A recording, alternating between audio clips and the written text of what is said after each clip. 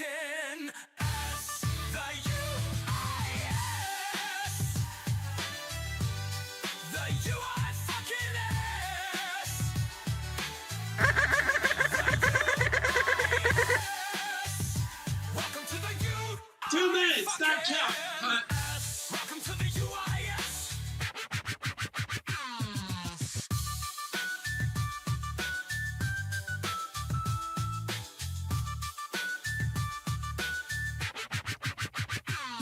Welcome to the U-I-S.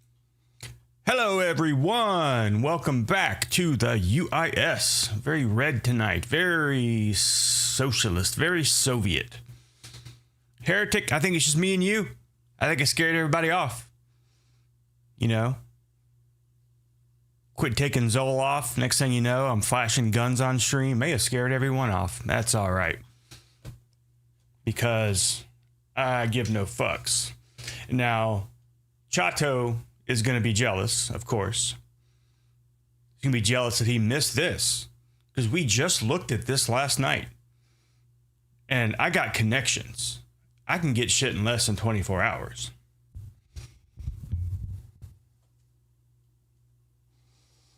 That's what I'm talking about, baby.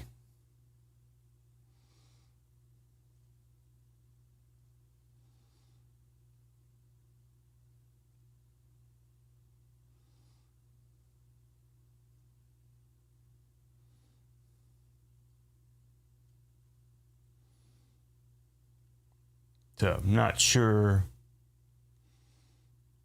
the point of this is going to be, but it was rather inexpensive. I did have to add a few things of my own because it's meant for being on the top of an assault rifle or some sort of tactical slide thing. And mine doesn't have that on the top. It has it on the bottom. So I had to reconfigure it a little bit, use some of my own stuff. A plianti phone mount, yes, or whatever they call it. I even said last night, you know, for a rifle, maybe that would make sense. There might not be so much recoil, but not so sure about attaching it to a 9mm. So we'll see. We'll see how that goes. I do like how the bottom of it looks exactly like the top of what it's supposed to connect to. And it actually gives you basically another rail right here. So, you know, this takes up some of your rail space. And so then it gives you another one. So yeah, I can put all kinds of shit in there. Hey, Chato. Just showing off. Less than 24 hours, it shows up at my door.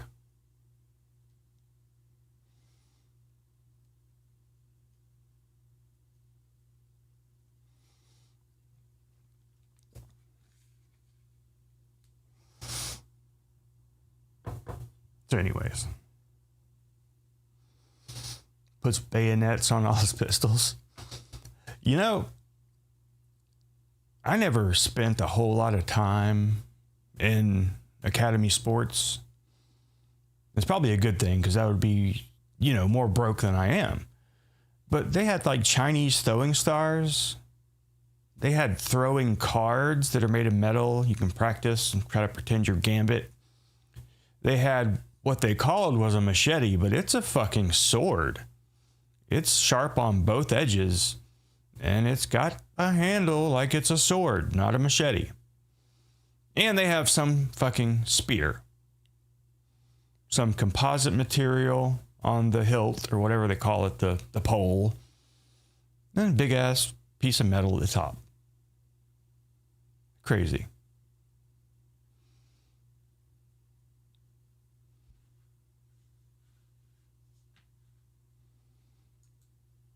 Chato sent me something on the Discord.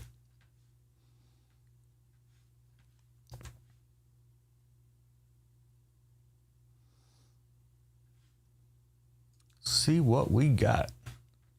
Guess I ought to switch over to a scene where we can actually see something. Maybe. And I still haven't fixed anything, so I'm not sure which one's really going to work.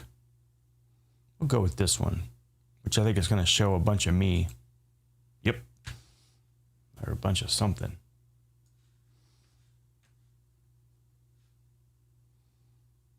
Florida men hunt hogs. I mean, like the dating scene? Yeah, I can see that, I guess. Hunting them hogs. Get rid of this shit here. And let's open her up. Hey, John Zom, how's it going? Let me find my remote control so I can turn this other TV input over so I can see what I'm doing.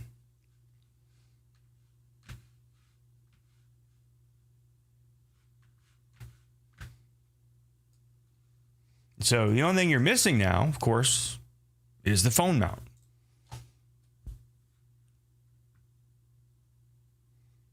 Now you might have to paint it because I didn't see any other colors. You know, we just saw, you know, just the black one. African American, whatever you choose to refer to it as. It was louder.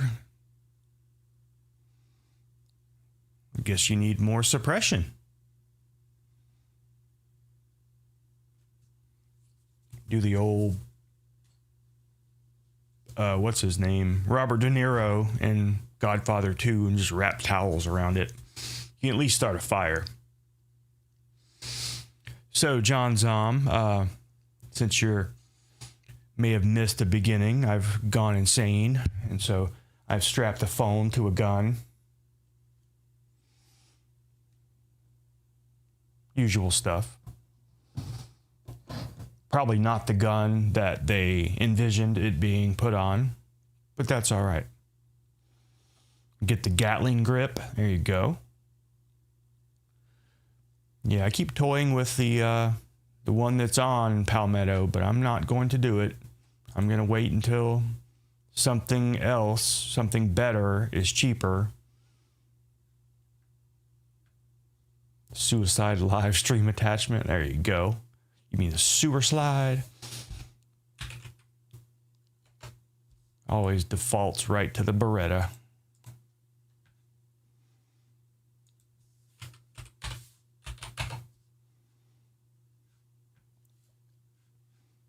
And it looks like that's not it. Yeah, there it is. Still the daily deal. I guess they can call it that, even if it is every day. Same deal.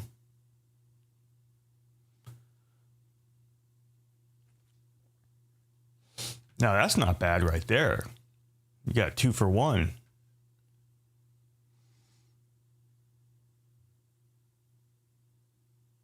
But what's PSA is Palmetto State Armory, so they make their own guns? Or are they just like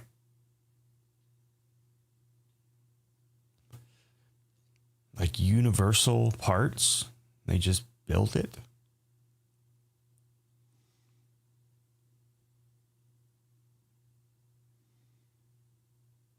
I mean, if people can do it on their own, why can't they do it and sell them?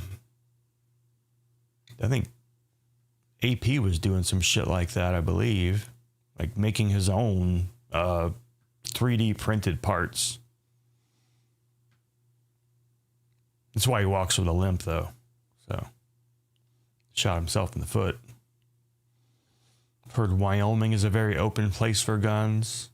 Yeah. I believe Wyoming has like open carry. Probably no license needed, just out and about. A lot of those Midwestern states kind of do that until they go the way of the left. Like Colorado, you would think would be an open carry place, but now I'm not so sure. And if it is, they're probably trying to take it away. Thinking it's going to mess up their legal weed or something.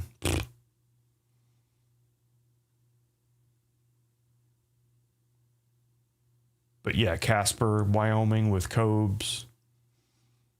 There's a few of those auditor things in Wyoming, and the guy was, all up for it. He's wearing his gun out in the middle of nowhere. Texas has that now, yeah. Switchblades are perfectly legal here. Brass knuckles are not. I think butterfly knives are. Knuckle dusters, is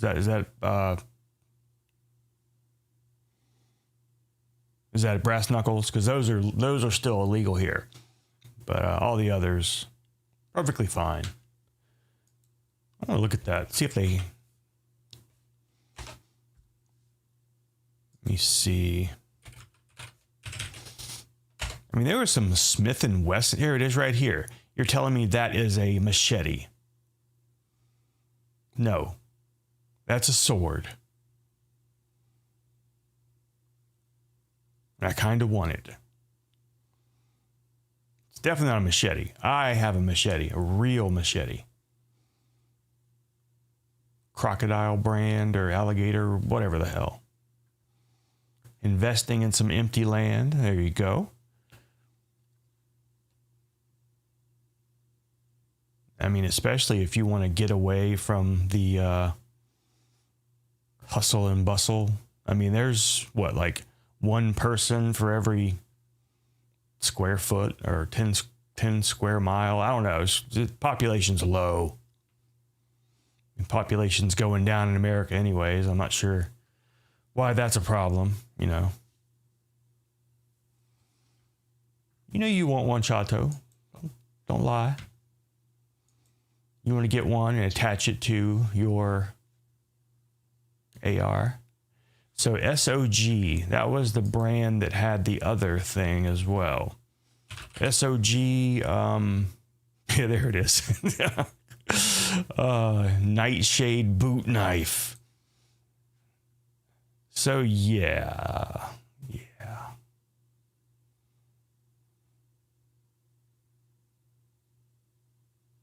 Good Lord, that's just... The hell are you going to do with that?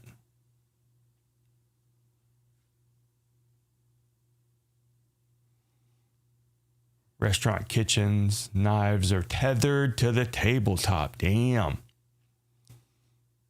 City is relatively small. 2 million's pretty big. At least here, anyways. I mean, Jacksonville's a huge city, and I think it's just over 1 million. And I think my city, what they call it, I don't even know what the fuck they call it, but they count all the surrounding smaller suburbs in that total. Jacksonville's like the largest city in the world as far as land size or something. It's just insanely giant. I'm not sure about the whole world, but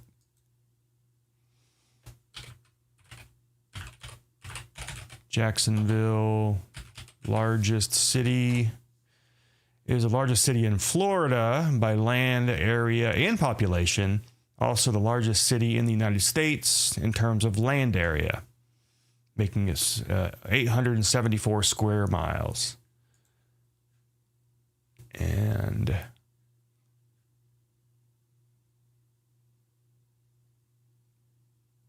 now what about the world? Let's see, largest city in the world, land size. And I think they did that fucking purpose. I mean, there's so much of Jacksonville that's a part of the city that shouldn't be. A bunch of country fucks. Okay, not largest. What?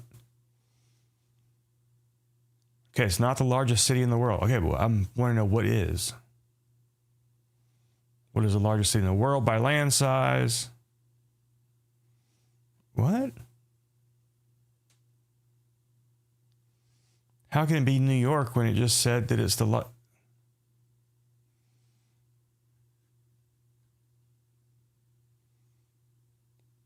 something's tarded here. Not largest in the world. What?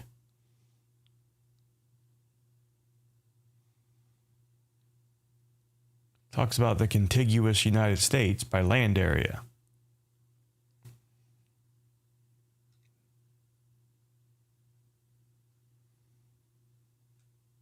All right, somebody's making some shit up.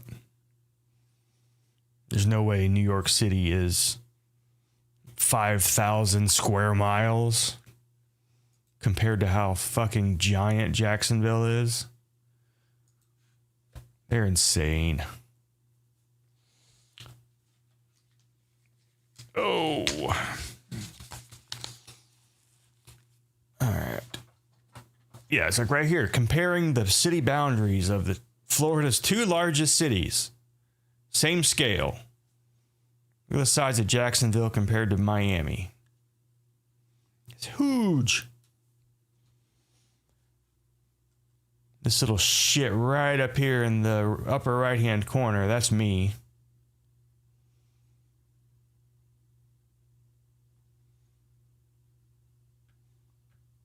See, Jacksonville makes up what's called Duval County. The entire fucking county.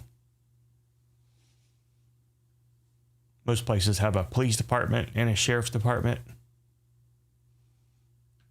Not Jacksonville. Anyways, that's what we're doing tonight. Beijing is absolutely massive.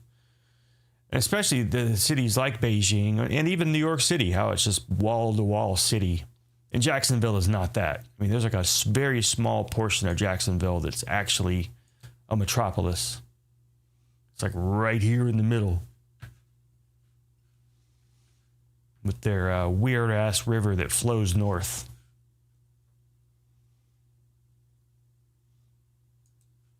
Let's see what's on idubbbz.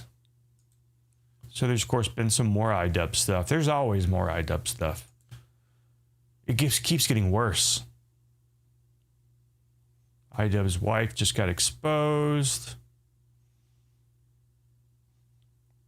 Kino Casino reacted to the DSP clip that I did. He had a lot of the same things to say, especially about him handling his stupid business online, complaining about his delivery.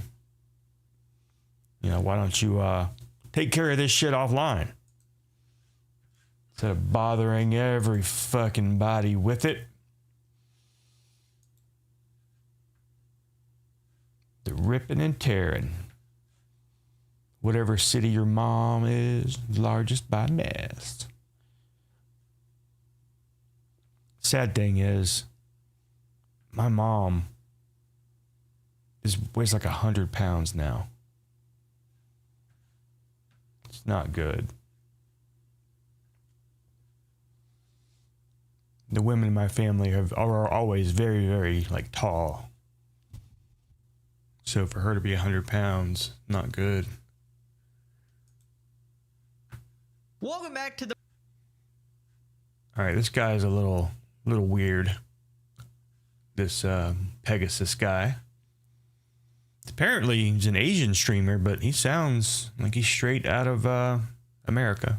The most diabolical series on the internet. In today's video, Ethan has just exposed a ton of info about Anisa and Anisa's husband. Basically, idubbbz's boxing trainer Mike says that Anisa was basically cheating on Ian by having a crush on one of Ian's boxing opponents. Apparently, she was also bragging about being a gold digger and a whole bunch of lore. Hasan has responded to the flag clip where he glazes yet another Alrighty, subscribe to achieve all of your dreams, and let's begin. Basically, Ethan was doing a call with idubbbz's former boxing coach, and idubbbz knew that he had some serious... And these guys, I think they've had enough of them because they don't hold back at all.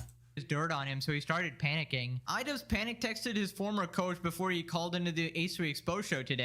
Hey, Michael, not sure if this is a clickbait or not, but saw your face on the H3 podcast thumbnail. Let me know if it's real and if you want to talk. I'm hoping it's just some clickbait because I'd be happy to talk if you had unresolved feelings about something in Anisa. Hey, Michael, not sure if this... Yeah, Pegasus. I think this channel is called More Pegasus, so I don't know why he has two channels, but probably he makes money on one. He's like, hey, let me do it again.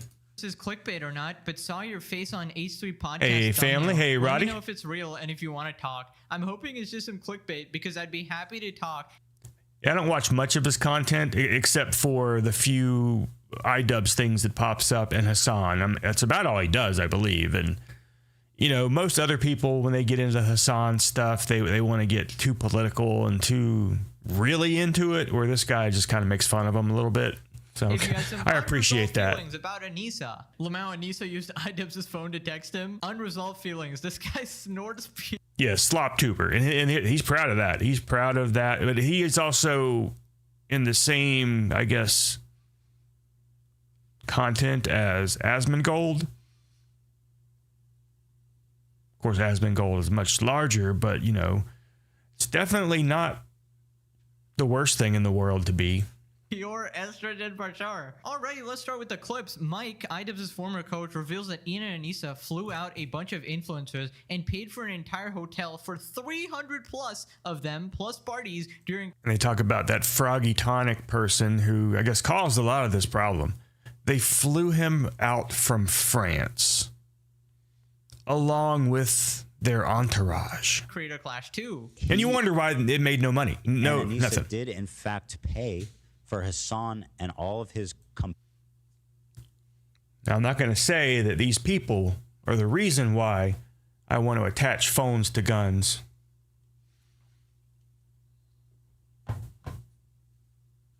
But it may be not unrelated. compatriots to travel to and... Now, there's two different Froggies. There's Froggy Fresh, which he's on supposedly the good side. He was one of the boxers who got screwed over, who got fired from Creator Clash Part 2 because he started training with Sam Hyde, and not really training, but, you know, a little bit, and doing content with him. And so that's Froggy Fresh. Then there's Froggy Tonic, who apparently is a French person. And so, yeah, two separate people. Two separate fucking weirdos. stay at Creator Clash 2. They were talking about that long before, about how they had to fly in all these people. First of all, they rented the hotel for Yeah, let's do it. over 300 creators and flew a lot of them in. When the first year it was much more scaled back. We just had a... And they're going to say this in a second too, but they brought so many people that they did not have it in the budget to bring idubbbz's own father to the event.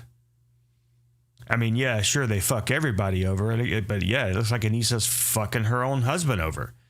Nope, your dad can't come. Nope. couple floors of like some place, like a nice sweet place, but it wasn't. Froggy Fresh he just got dunked on. Pretty much.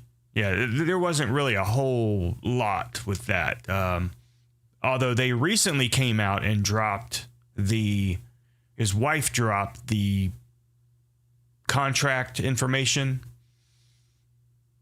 and how much bullshit that was. Extravagant at all. And then the second year, they did that full hotel for 300 creators. They flew a lot of people in. One of the people they flew in was Froggy Tonic, and they flew him in from France. That's insane. They rented out the whole hotel for 300 creators. And when we asked them if Ian's dad... I would destroy Ed. Fucking knock his dick in the dirt. ...dad was going to be there because he was there for the first event. They said they couldn't afford to fly Ian's dad in. It was too expensive. Yeah. That's funny. That's funny. Ian and Issa brought out his whole crew from France. His whole crew? Charity event, by the way, guys. I just flew out an entire flipping concert of people to an event, you know? I used the money for kids with cancer for parties with my friends. I really wonder what happens if you would add up all the flight tickets and the hotels, how much money would actually go to charity, because I feel like it would be a lot. And I was wondering, how does an event with big creators fail so hard? How do you lose $250,000? Look, the announcer, the interviewer is like twice the size of the fighter. I mean, I could literally put a donation link in the description, raise $1, and it would be more effective than idubbbz and Anisa's entire event. That's how incompetent it was. Also, idubbbz flew out everybody except his own dad. Bro has money for 300 of Hasan's cronies, but not his own family. What's gonna be their excuse? You know what? It probably wasn't even Anisa. And he can't go through the rest of this without any blame on himself. We can't just keep saying, oh, it has to be Anisa. She's doing it all. He has to take some credit for this, I guess. And so, yeah, screwing his own self over by not having his father. That's one of the things that, you know, he'll regret on his deathbed and all that stuff. Just being a shitbag. Now, Ian and Anisa right now. Oh, this is a good one. I need to add it to my SpongeBob collection. Hasan over your That would make a good emote. own dad. Christ. Anyways, it continues. Apparently, the story involves Pokimane. Oh, God. Mike said Anisa was adamant about having certain people at the event like Pokimane. Because she would always talk about a certain group of people. It was like somebody named Pokimane and all these other people. And she would always talk about how she wants like them to be there and she wants to be a part of their group. Knowing. And I don't know, is Pokimane still like a relevant creator? I don't know if the kids all still love her, but I do know that Sniper Wolf is still fucking around. I thought she got canceled, and yet her whore ass is on my TV in the living room every day. I'm like, fuck, what is going on? Knowing that detail, it breaks my heart that she had to settle for denims. Ooh. Yeah. I don't even know these people, but yeah. Yeah, and I mean, the only people I really know in the YouTube world is you guys. Pokimane, I don't know if she was selling bathwater, but it doesn't surprise me. I know that there is a creator right now who is, I guess, in some sort of business relationship with that Sasquatch soap, and they're putting supposedly her bathwater in some scent. Because you guys were so nice to us. Like, we got more clout from being on your show than we ever did from working with Ian, because he would never show any of the work we did. He would never, yeah, and then everybody else, it drove me crazy. Like, yeah, he's a piece of shit. You know what? Speaking of shit, I gotta go pee real quick. I'll be right back.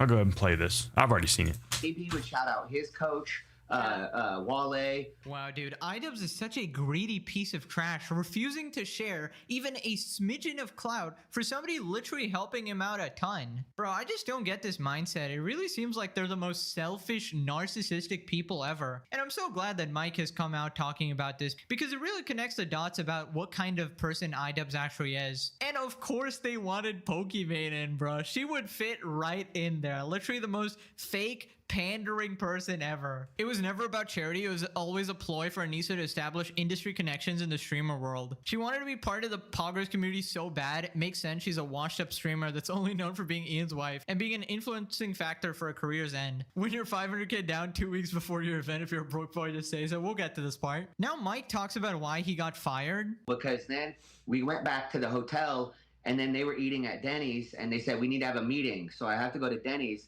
And they pretty much then talked about how they were going to have to fire me because I reminded Ian of his father when his father would yell at him as a kid. Bro got fired for reminding him of his dad. I mean, is anybody shocked that Ian has daddy issues, bro? Like, you would think Anisa has the daddy issues, right? And I'm sure she does. But Ian is so emasculated that it kind of makes sense. Also, again, just being fair, we're only hearing their side of the story here. Based on all the other information I know about idubbbz, I'm inclined to believe it. But of course, if they come out disputing any of the stuff, that's fair enough. But I highly doubt they actually will. In fact, if you remember, idubbbz's response to taking 34% from charity was that he allocated it to himself so that he could personally later give it to charity, which literally makes negative sense. Mike reveals that Anisa talks shit about Ethan and Neela during Creator Clash 1, leaks story about Ian stinking up the room, also questions Anisa's commitment to her religion. Oh yeah, she's Muslim, guys. He stunk up the gym so bad you had to move him away from people. Yes. Okay. Okay. Yeah. Hold on. Yeah. Let me just sit with that. 0.5 hotter, as if like his breath didn't stink all the time.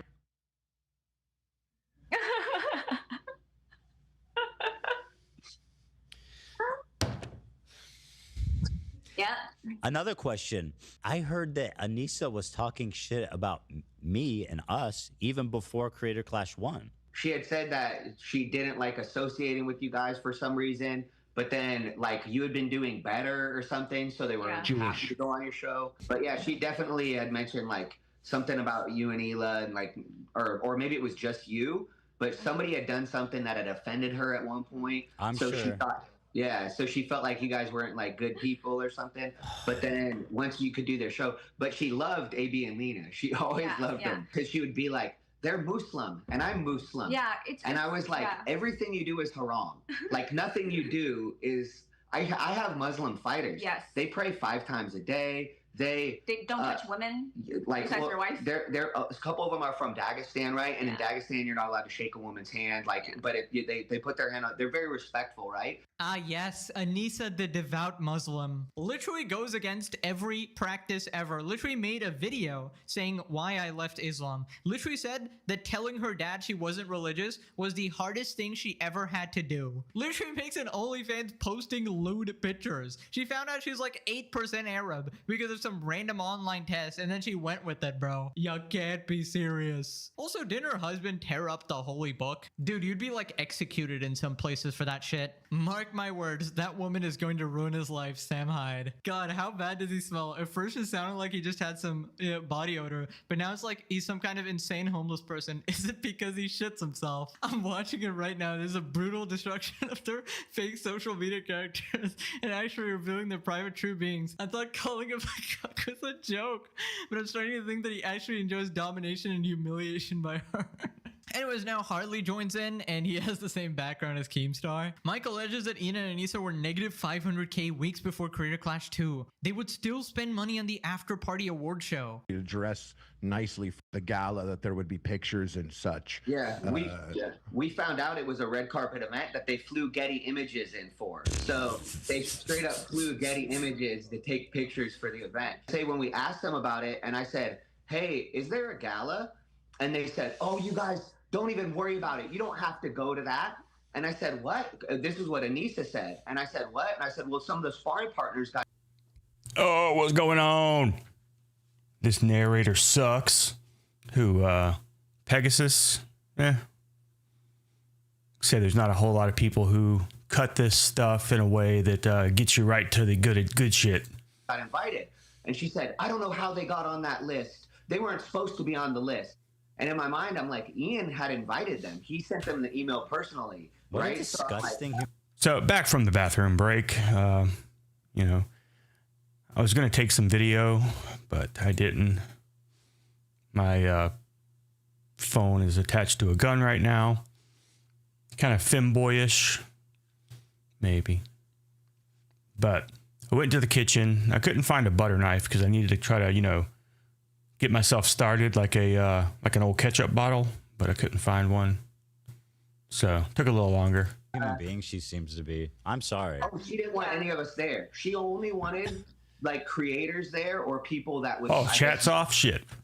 I forgot. I keep fucking taking that shit off. Chat does need to be up on the goddamn screen, though.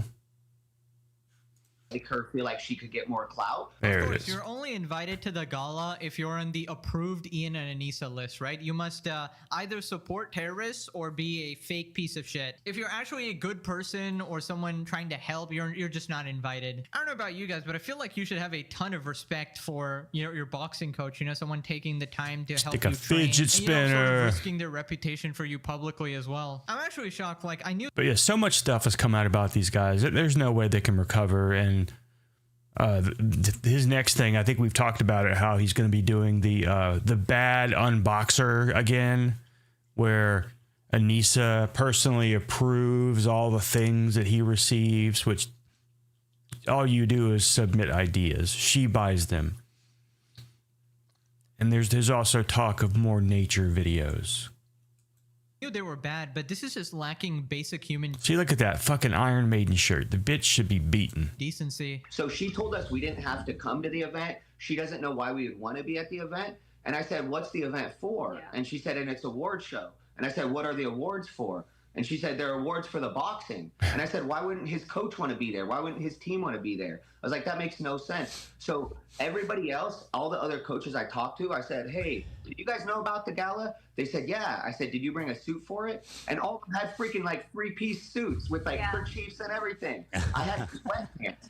I'm like, what the? Dude, that's so messed up. Why? It's like you're the guy connected with the event organizers, and they're explicitly excluding you guys. It's because we're both very professional, we're both very direct and very transparent. If they told us that they were going to throw a huge gala after the fight and it was going to cost a ton of money, we would have asked them, why are you doing this? They were negative $500K before the event. Dude, I just call it So they were negative $500,000 before the event.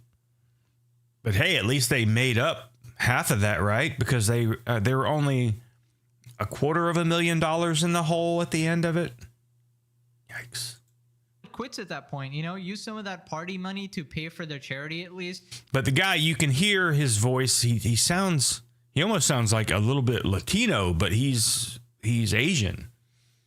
Like I said, for being Asian and having really no discernible accent, I couldn't tell. I would never think he was an Asian Have a person. somewhat clear conscience. Bro, I don't know if I was raised differently, but I feel like anyone would feel horrible if they like snubbed a charity like that. Bro, I feel bad over the tiniest shit. Like, dude, I buy chicken and rice at a certain food stall very often, right? And like the auntie there knows me and she gives me like a larger portion because I'm a regular. And she essentially just always wants to give me like a discount. And I just have to reject it every time because I'm like, damn, you're way too... I don't know what else this video has besides just them bitching about that. Okay, there is some more stuff. Wait, you're helping me out so much. Notifications of evil, you know? Unless you have a big following, she's not gonna give you a shout out. She'll just suck the blood out of you and go away. Yeah. So you think Anissa's the one calling the shots, though? Oh, 100%. I do, but it is also Ian that allows it to happen. He enjoys it. That's what I'm trying to tell you. Wow. He has a humiliation fetish. Yeah, humiliation fetish or something like that. There was something I saw on Twitter as well. Yes. Yes, he enjoys it. We used to feel sorry for him. I did. Yeah, we All both the did. time. We both did. Michael felt sorry for him up until CC2. After CC1, I cut that shit off because I was like, you know what? She's a fucking liar and he's a liar. And he enjoys all the punishment that she gives him. Yeah. So let it be. Dude, it's actually Natalie confirmed. Murphy? idubbbz is an Omega level puck. Bro, you can't make cinema this good. She actually likes dominating him, and he Now that I heard a little bit there. loves watching. Now they talk about how idubbbz wasn't even putting in effort for the boxing. They were negative 500K before the event. So the reason we found this out was because I wanted Ian to start doing 2 training sessions a day. And I said, Ian, you need to start doing 2 a days. And he was like, why should I do 2 a days? And I told him, I was like, Ian, you're not good at boxing, man. My brand is at stake. So you need to do 2 a days. That's what pro boxers do. And then I told him, I said, my brand is on the line. I said, you can go back to YouTube. My whole life I is mean, it's just so crazy that that's what people would say about the situation. He was like, he must have been just some fucking virgin. He was fucking just weird and awkward. And yeah, Anisa had to have been his first. And you know how outlandish that sounds? But for it to be fucking true is crazy.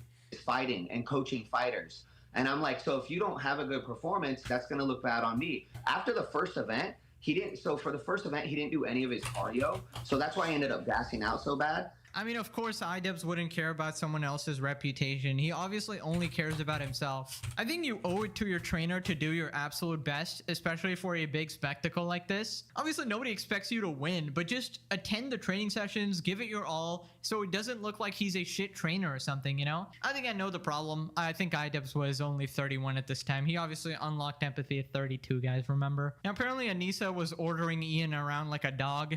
And afterwards, everybody's hanging out. And she walks up to Ian and she goes, "You're hungry." Yes. And then so they had to leave because Ian was hungry. So she tells Ian when he was hungry. We're like, what the hell? Dude, what is this? Dude, idubbbz is like, what do you call Rick? Rick from Game of Thrones. You know the guy who got tortured so bad he like lost any semblance of his humanity and like literally just forgot everything about himself and is just like a hollow husk of himself? Yeah, that's basically idubbbz. He also got his pee-pee cut off, which I guess figuratively happened to idubbbz here. Anyways, Anisa somehow made it about herself, said that her brand was at stake. Well, he went and told Anisa that I told him my brand was at stake. So the next day she comes into the gym super mad. And she's like, "Our brand is at stake. Oh, we're God. $500,000 in the hole right now." Oh, I wish I knew that. I wish I knew that at that time. I think a lot of the fighters would have liked to have known that. They were spending the money from the ticket sales on the hotel, on flying people in, on all these other things. So it was just like, So those decisions, the gala decisions, were made while in the ring. It's like I'm ugly as fuck, and I stumbled into it all throughout my life. Could you imagine what would happen if we were like famous content creators at that age? Jesus Christ, just have all kinds of fucking just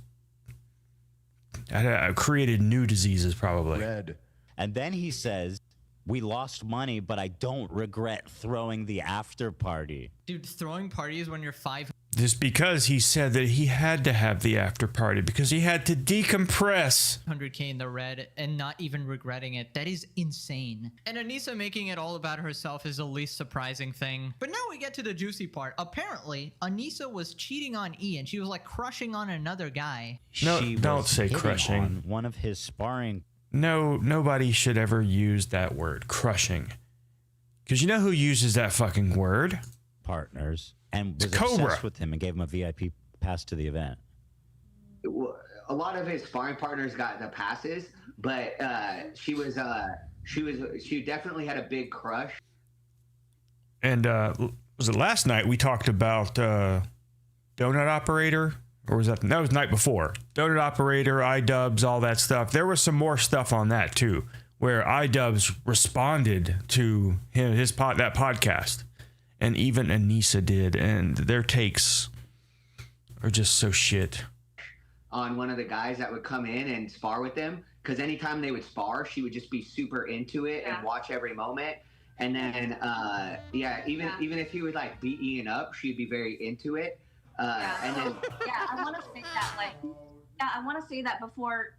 So Anisa never gave shout outs to Michael training Ian at all. But she put out the first video of Ian like getting rocked in sparring when Ian was sparring with her crush.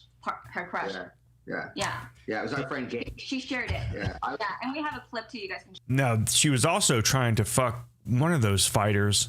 It wasn't the one that idubbbz fought. It wasn't Dr. Mike, but it was somebody with the fucking weird creator name.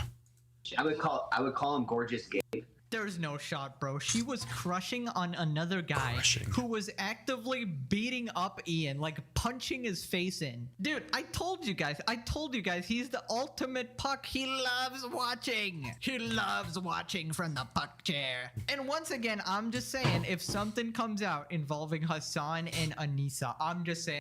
There's gonna be stuff that comes out. Absolutely. Probably with not just Hasan.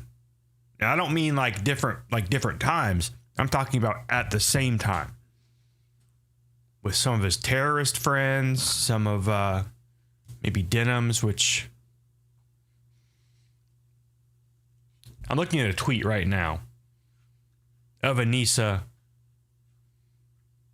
complaining about that interview with Donut. I hate gunheads. The king of, actually, it was some gun event Donut took us to at a range. People were selling guns. It was during lunch when no one was firing. Then a child went to a sales table, picked up a gun that wasn't supposed to be loaded, and fired it. and I called it. I want every person to come back to this channel and tell me that I called it if that ever gets leaked. But anyways, to be fair, this is he said, she said, so we don't know 100% unless some more proof comes out, but it's funny to think about. Anyways, we got even more lore. Apparently, Anisa is also a gold digger. Anisa allegedly had a pact with her mom to marry somebody rich and of the same religion. Ugh. I mean, you would think idubbbz, being who he was almost like uncorruptible kind of thing. It was, you know, he was the typical edgy YouTuber, and to fall into just the exact opposite of this shit he would bitch against is crazy. Because you've already exposed her for being like the first person that Ian's ever been with, right? Yes. So in my opinion, what happened was she even told us, she used to always tell her mom, I'm going to be with a millionaire. Oh, God. And so we think that once She she used kind to of got tell her mom that she would be with a millionaire? How do you know Her that? mom told her that it had to be someone rich. How did you know that?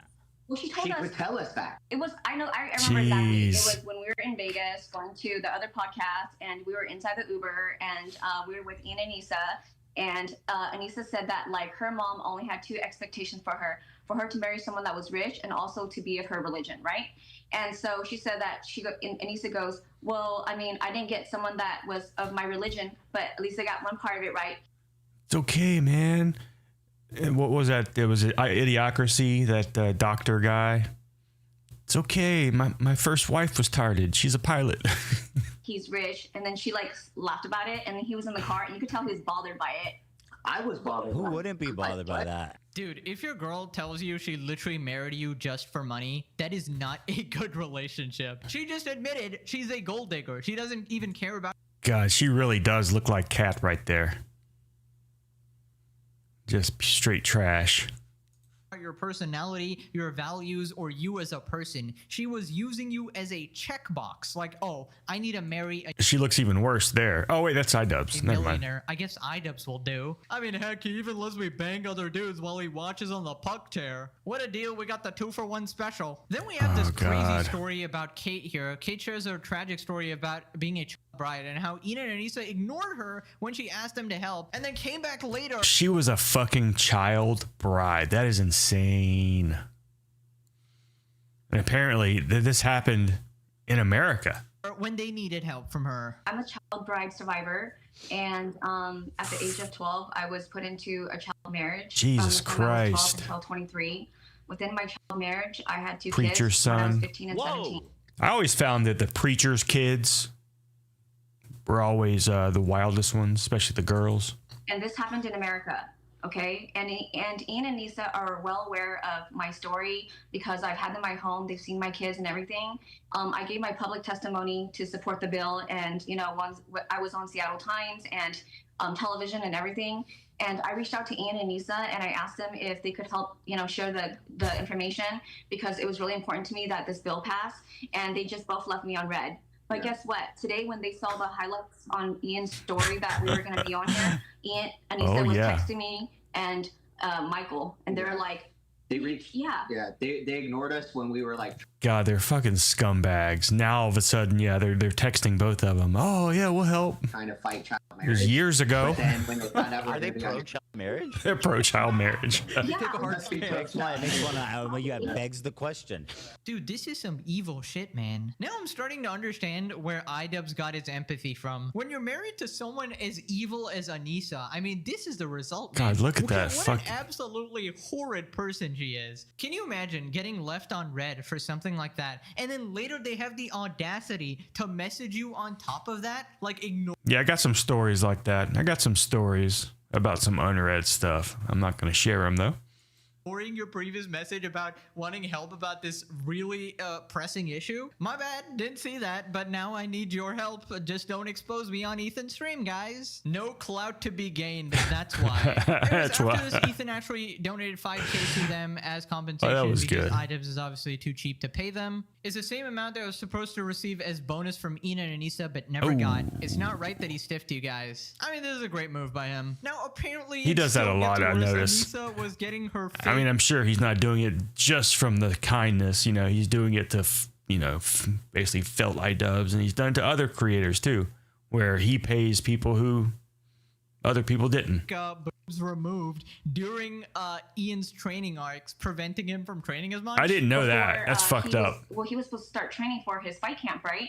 But then they didn't come and train, and then she decided that she was gonna have her tits removed, like during his fight camp. Oh, that was the second one. That was I said. So yeah, during his fight camp, she had the boob reduction surgery.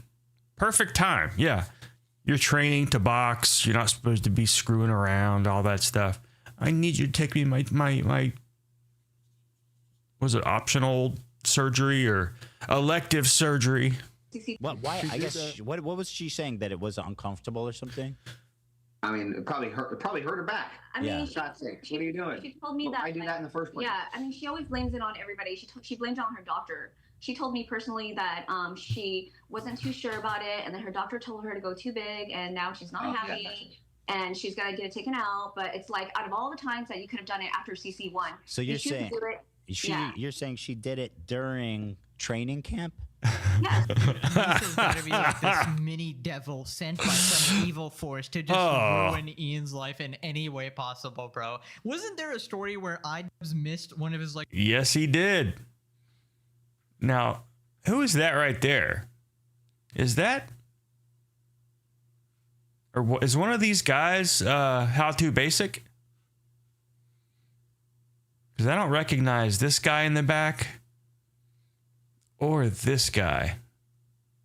He looks like the fake idubbbz. Like best friend's wedding, like Max Mofo's wedding. Even Joji made it to the fucking wedding. Because Anisa wanted to And get, he's like, a real tattoos. star. It's actually done, bro. Their reputation is never. Yeah, because they were all together. You know, Max Mofo and Just for Views. They were like always together in videos, but How To Basic never showed himself on screen. But yeah, they were always like a team kind of thing. And so, but I don't know if How To Basic was ever shown on camera or doxed or whatever. And so, yeah, I'm not sure about those guys. There's two in the back. I didn't recognize either one of them. Never coming back after this. We actually had asked Ian if he could help us open a gym, not even financially, because at the time we were okay. So we were like, hey, could you? Buff dude. Because he, you know, they kind of joked about it. I remember them joking about it a lot during several Max Mofo videos that were, you know, collabs with idubbbz when he actually went to Australia for quite a while, you know, back before he sold out. And this was before the Cold Ones show was even a thing. Max Mofo was just still Max Mofo. Filthy Frank was there. And idubbbz and so I think they had made some references about How To Basic in some of those videos. So you could definitely tell they were all friends because you know there was always mentions of them. And I think they joked about face reveals or something for How To Basic several times. But memory's a little foggy. I'm not sure if it was on Max Mofo's videos or if there was some kind of video from How To Basic about it, like a fake face reveal or something. You just help us out by like signing as a guarantor. And Good he had shit told us though. in no world. I love that one video where he's doing the pot roast. Because none of his videos were like real recipes except for the pot roast. It was an 8-hour video of a slow cooker making a pot roast. Could he ever help us? He said that? Yes. Literally. He said it direct like quote. in a mean way? Yes. In no world. He said in no world. And he's still around though. I mean, this channel's still up. I'm not sure if he's done anything lately. I don't know. Did you see my new attachment, Cringe? I wasn't sure when you came in, but I bought that accessory so I can put my gun or phone on my gun. World, Yeah. could I help you? Why would he Yeah. respond like that? Yeah, but instead they responded with, "In no world would we or would we like help you guys." Why or so could we-" mean? Why were they so mean? And I believe that was Anisa texting, not Ian, because those are her words. She always uses the words In no Okay, world. making sure. That's her favorite word. In no world will Anisa's reputation ever be restored. In no world. You know, nobody's forcing you to help anyone, but at least Even there, look at that. She looks like Cat. She looks like a cat. She looks like Cat, but fatter. A fatter cat. don't be rude about it, right? I've been asked by a lot of people for It looks like she could eat corn through a chain link fence too. help, but like you can't always help everybody, of course, you know, I do get that, but you at least do them the decent He dickhead. made a video concern trolling me, and then he put out a video talking about how he hates concern trolling. So he did a video concern trolling. I haven't seen that one, but I have. I don't really want to watch it live though. It's actually mind blowing. I knew that people wanted to stick around. I would for not him. doubt it. You know, there's so much stuff that goes on that, you know, Elliot Rogers and that one dude, the one who was like the weird artist making the cringy Danny Phantom cartoons. It's like, I don't know how much they filmed of that stuff, but some of it, you know, it wasn't live. So the police probably have some of these people's footage, and it's probably just like that. You know, just cringy fucking selfies killing people. It's fucking crazy. So, yeah, it's going to happen. It probably already has happened, and it'll happen again because people are fucking weirdos. Like, because I know Yeah, the Randy audience he's Stair, courting, yes. which is like these snarkers, right? They'll come for the bullshit and the hate, but they don't even like you to be.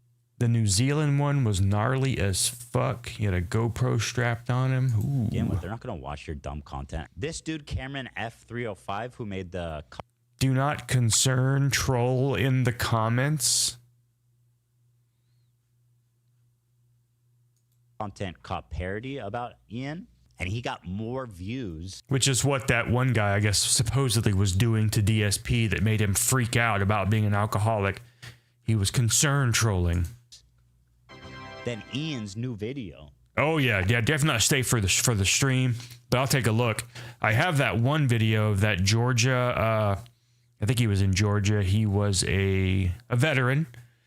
Had some issues with job, family, and yeah, the one where he had the shotgun, and it took them a good 5 minutes to actually get in the house before the video was ended. And so that was a fucked up video. That one's a hard watch. And this dude has Yes, well, yes, he has 51,000 that one. subs now, which is really cool. But he had like 3,000 or something when he started. Dude, this is the greatest fall-off of all time. I remember people were gloating like, oh my god, idubbbz got 7 million views, guys. He's so relevant. And I told you guys, you can go back to my video there. I said they were hate viewers, and this doesn't actually mean that he's that popular. You look fucking retarded right there. Watching for idubbbz. And what do you know? I was right again. Give me a fucking medal. Thank you. Anyways, moving on to Hasan. He has responded to the flag clip of him supporting terrorists. Overall, what my favorite flag? Yeah. Hezbollah. Look it up. How does Hezbollah treat? Look at that guy's face when he said that. Overall, what my favorite flag? You know what? See this right here? You see that round logo right there? It's actually pretty cool. It's like a gun. Fear. I looked into those. I want to get one made. If anyone can make one, go right ahead. It's a lot easier to pay someone to do it. Yeah. Hezbollah. Look it up. How? Damn it, I missed it. Supporting terrorists. Overall, what my favorite flag? Yeah. Hezbollah. All right, this guy right here. Look it up. It's hard to get, How but does Hezbollah he was treat like, the LGBT plus community? not very well. Hassan Nasrallah, head of Hezbollah. Those who commit this act, even if they do it Social once, media. are to be Oh God, yes, yes. There. I'm not even kidding. It's actually even Will is. And there's some of the creepy ass channels that are out there that people think are ARGs. What if they're not? What if there's already shit like that going on? Like, oh no. Oh no. Oh, he's doing even Will Man, don't. Because if it was done well, people wouldn't freak out. They would think it was just an ARG. They would go right along with it. You fucking dare bring up Will Neff in this conversation. I don't even know what the hell they're even talking about anymore. They've wandered off into Hasan territory. So where was I here? I've got... Don't mind those guys. I'm not sure why. So anyways, right here. I hate gun heads. The king of actually. And that was the thing. He also took us to a gun show where a child accidentally fired a gun that was loaded on a sales table into the crowd, and everyone nonchalantly said "ND" in unison like it wasn't a big deal. She is such a fucking idiot. Goddamn moron. What are you supposed to do? Freak out and scream and hope everybody else freaks out and screams? It's like yelling fire in a theater, you dumb bitch. God, what a fucking dumbass. Married to a YouTuber. No, you're not. You're married to a cook.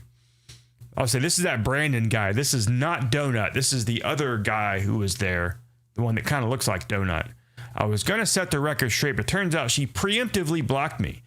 What she's calling a gun show was a live firing range. Conveniently left that out for no particular reason, I'm sure. Of course.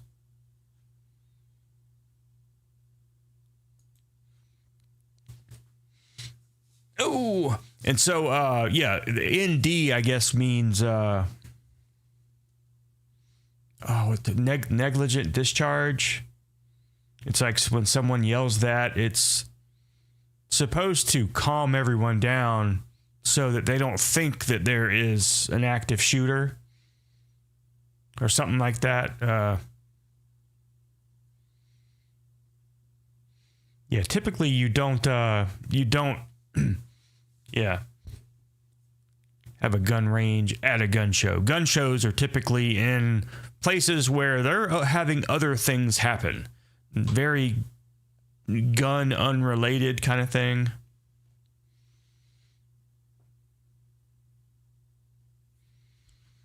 All right, well, there was some more shit to this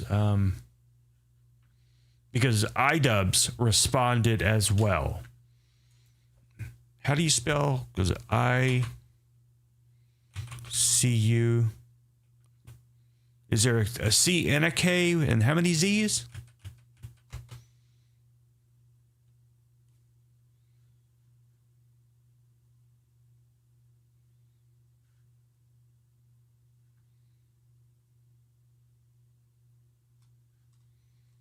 So there is an actual iCucks.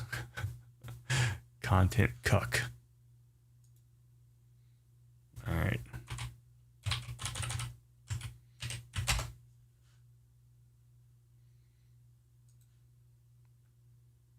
That is not him.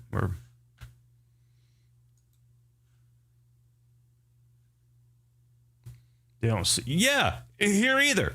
I mean, you can buy some. I mean, this last time I went to a gun show, there was the federal gun ban where you couldn't really buy or manufacturer clips that were more than 10 rounds. And so if you were to buy one, they had to have been made before that ban. And that's basically what gun shows were. A place to buy big ass clips. It's just crazy that this new one, I just can't believe it holds 21 fucking rounds. It looks stupid. I ended up buying another clip last night. I went to Beretta's website and bought a 17 round clip, which I found out that that's the reason that this clip, this magazine, shows 17 and not 21 because they never, I guess, made a real 21 round magazine. It's the same magazine, but with this plastic addition at the bottom, which it's not flimsy. I can't seem to get it off of there. And so, yeah, they just repurposed 17 rounds and then The other 5 are stacked down there. You only get 10 round mags in California? Shit, that sucks. I didn't even know that the federal ban had been lifted, because I was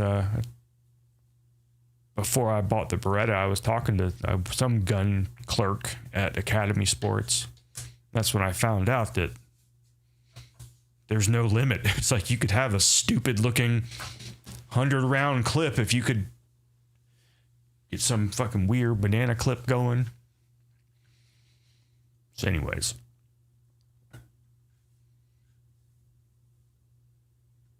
Is that him? Ian Carter? No. Is it Ian Joma? I don't even fucking know. Is she linked here? Or he linked to her?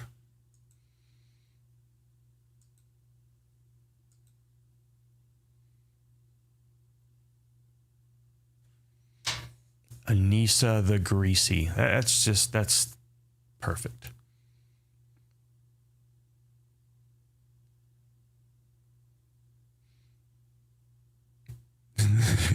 Yeah. We got to get you out here to Florida.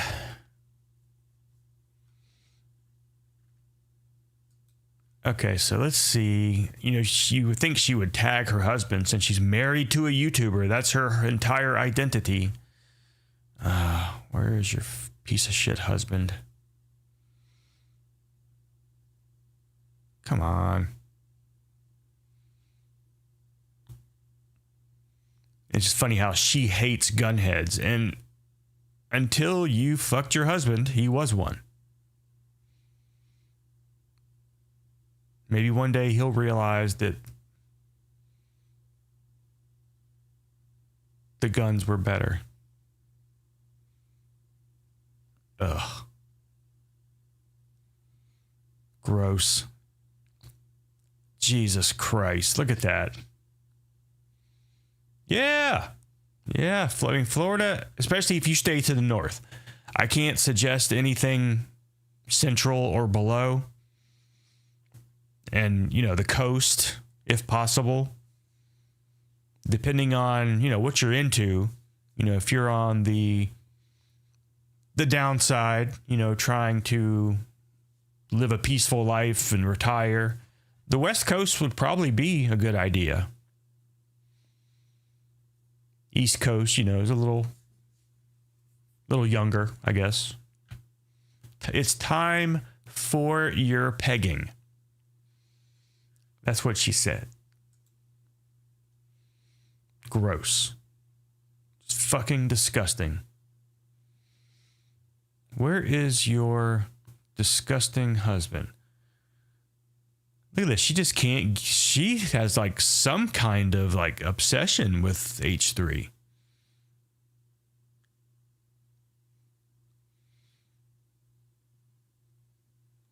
All right, before I continue going, idubbbz is on Twitter, right?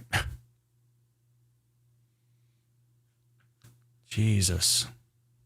I'm feeling stupid just looking through her posts. Of course, she's following Ethan Klein.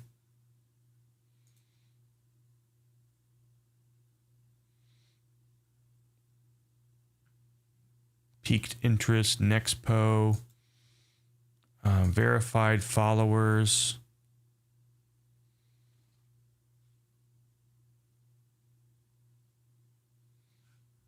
I can't believe I can't find stupid ass idubbbz.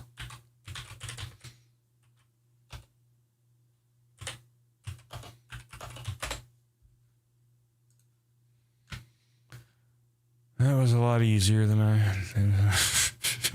Yes, they are blue sky types, which I think it's hilarious that she goes on X to bash on H3, who's not on X. But they are definitely the blue sky. Yeah, here it is. Here it is right here. So this is what we watched. Donut operator reveals ridiculous reason why idubbbz stopped being friends with him. Says they haven't spoken in 5 years because of it. I make an OnlyFans where I'm showing my meat. And so it had nothing to do with idubbbz, nothing to do with greasy Anisa. And so he goes on this podcast and says basically that. Doesn't really badmouth him to really any point, but this is idubbbz's response to nothing he said in particular, but just to the fact that he mentioned this. Conveniently leaving out that your girlfriend at the time was pursuing OnlyFans, but you were too pussy to deal with the criticism, so you made a parody account. No, I don't want to be friends with a coward. This is a real person. You know that? This is a real fucking person. This isn't some bot, some just AI weird cuck.com. This person thinks this way. Jesus. She's such a piece of shit. To my fans, viewers, serious is official idubbbz Reddit. What a... No, but it wasn't even... That's the thing. It was parody. He didn't pull his dick out. He pulled a piece of steak out of his apron and then did like a steak review. The whole thing was he was going to make an OnlyFans where he shows his meat. And it was all about steak. Somehow, any of that has something to do with idubbbz, Anisa, or the fact that Donut had a girlfriend who was an OnlyFans model or something. Oh, exactly. Who gives a shit about any of that? He just has no sense of humor at all. He's just so fucking... I don't even know how to even describe it anymore. He's just... I would say commercialized, but nobody would want that. God damn. We should watch some Donut. I haven't watched Donut in a while. Yes. Oh, yeah. Yeah. She I think she is on OnlyFans. She is definitely still on OnlyFans making content. And so anyone who makes an OnlyFans and it's not serious business must be making fun of Anisa. Or it could be I think what he's trying to say is when idubbbz's girlfriend at the time started actively being a whore on OnlyFans, people started making fun of idubbbz and trolling him. And his response was to make the unhinged, cross-eyed rage video that he made, which was the beginning of the end for him. And that was how he handled it. We should watch that video. I haven't seen that shit in a long time. And so I think Donut may have been going through some of the same stuff. I don't know. But from what little I've read, he might have been getting some trolling. And so that was Donut's response. Whereas what idubbbz did was his response. Yeah, one is a much better way to go about things. And one is what idubbbz did. Where is that video? I hate the new idubbbz, or I miss the old idubbbz.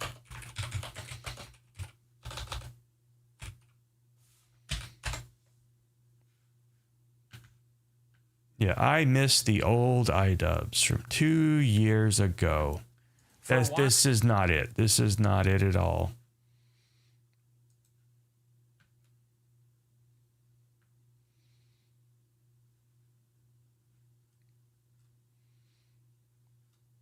Why is it? Come on, man. What do you... Concern trolling. Ah. Just like fucking Cyrax can't make a nice, quick video. It's always got to be 30 minutes of shit.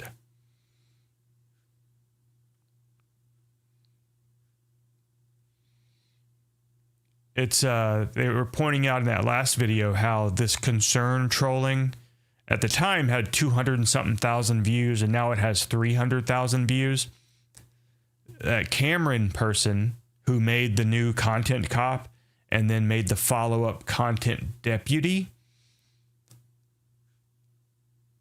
his video has more views in the same amount of time, which is hilarious. I mean, apparently Cameron only had like 3,000 subscribers a little while ago. Now he's up to 50 something. So he fucking, he got in on that. All right. So let's, I have some opinions about strip malls.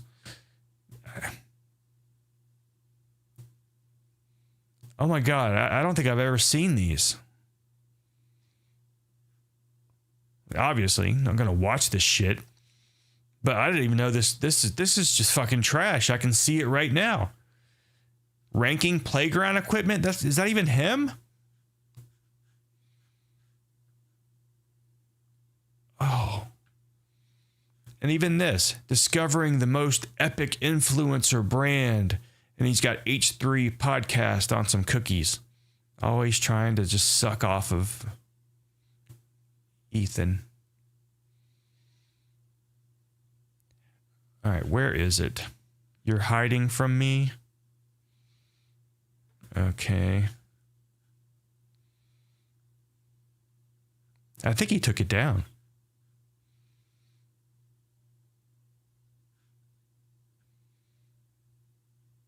No, nope. Sex workers. idubbbz complains.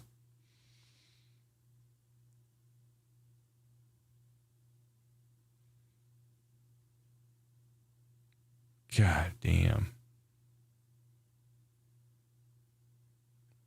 This is where he counted fucking peanuts on stream. It does. It really does. And he has done it. All right, this is 9 minutes. This is how a retarded video should be. I got an attention span. I got 10 minutes. I don't have much more than that. Hello, everyone. Well, because you know, at my age, I don't even buy full gallons of milk anymore. I'm gonna die sometime soon. So I need to get this shit over quick. I need the videos to just blow through. I wish I knew how many dislikes this had. You know it's got to be a shit ton. So I have not watched this video in a while. And I'm pretty sure I never watched it on stream. So let's watch a mentally ill person. welcome back to another. And if you look at the back in his room, this was really the last time any semblance of the old idubbbz was there. Because that is his old shitty room where he would paint and just destroy his walls. Yeah, that does exist. I know people were using it for idubbbz's content cop video, and he was going, everybody was saying, oh, that's fake, it's not real, but he would never show the real numbers. Count the dicks that makes Anisa airtight. And look at all this shit in here. Look at that. You know he stinks. Episode of idubbbz Complains. This is a very special episode where I get to tackle two topics that I've recently become very passionate about. That is a section of my audience who thinks they know me and my opinion on sex work. You can sort of see where these two will collide. You're a fucking idiot. You know that? You're fucking stupid. Okay, your wife's a whore. Great. I don't think you have to be that involved. I mean, that makes you even worse of a cuck. If you would just sit there and fucking, I don't want to say put the fries in the bag, but, you know, focus the camera on the whore. That's his thing. Not put the fries in the bag, focus the camera on the whore. And just shut up. And that would be fine. It would be less cringy if you did that than actually stand up for yourself in this just awful fucking take. Adam 12, yeah. Oh, yeah. That's a real cuck. I mean, that's... Whoo. I mean, I'm sure that stuff is probably going on in the Jolma household, but at least there's no footage. I don't think. There might be footage. And, yeah, Adam 12, I think, didn't he promote it? Adam 20... I don't know. It's one of those guys. It's one of those Adams and one of those numbers. Anyways. For those of you who are unaware of the drama I recently brought upon myself, I'll fill you in. My girlfriend started an OnlyFans account, which is a website where you can upload amateur porn. Anything from double penetration all the way over to lewd cosplay and everything in between. And I don't think those are the extremes. I think there's stuff in between that, like that's not whorish, right? I mean, he's making it sound like you either have to be a Chun-Li fan who just dresses like a whore, or you're a whore. What about just a dude who likes to just put pictures of his feet up with mustard on it? I mean, what's the harm in that? There's nothing to do sexually with that. I think all of it is cool. Yeah, I know. I didn't... Did you see that? He was like, the whole snap fingers. Let me see that again. All of it is cool. Yeah, I know. I didn't think it would be a controversial opinion either. A good amount of people are just... Did he think someone was agreeing with him and he answered? Doing the reasonable thing and just making jokes and laughing about it. But there's a whole nother group of people who feel personally devastated and betrayed. You lied to us. First of all, I'm not your fucking dad. But are you Ethan Klein's dad? It seemed like you were trying to be his dad in that latest video. Like, if you don't want to look up to me anymore, Aw. that's fine. I don't Aw. want you to look up to me. Aw. First up, we got Edward. He probably got told by a lot of people that he looks like idubbbz. And he really liked that because idubbbz was cool. But now that idubbbz is a simp, now he's going to go in full baby wow. I mean, he's about to fucking cry. I never really just... You can hear it in his voice. He probably had to cut the camera a few times. Let's look for cuts. Let's see if we can find any cry cuts. Wow mode. No, There's one right there. There it was. You dumb fuck. You don't get to ha-ha funny yourself out of this one. You're a simp. You act all edgy and cool on YouTube and then go and film your girlfriend shoving anal beads up her ass for OnlyFans afterwards? Chato? Is that true? And if so, did idubbbz try to start her like a lawnmower after it was done? And did it work? Because, Anisa's one step from being homeless. That one step is idubbbz. So, pulling beads out of her ass probably wouldn't make her work. Fuck you. You lied to everyone. You ruined my life. Oh, looks like I did something a little too edgy. Or he's just trolling you. But you take it seriously. It's things like that he thinks is fucking real. Edward, I don't know where you got the idea that I was cool. Do you think it was cool when I was playing with anal beads? It's cool when I play with anal beads. Do you think it was cool when I was running around in an oversized cop outfit?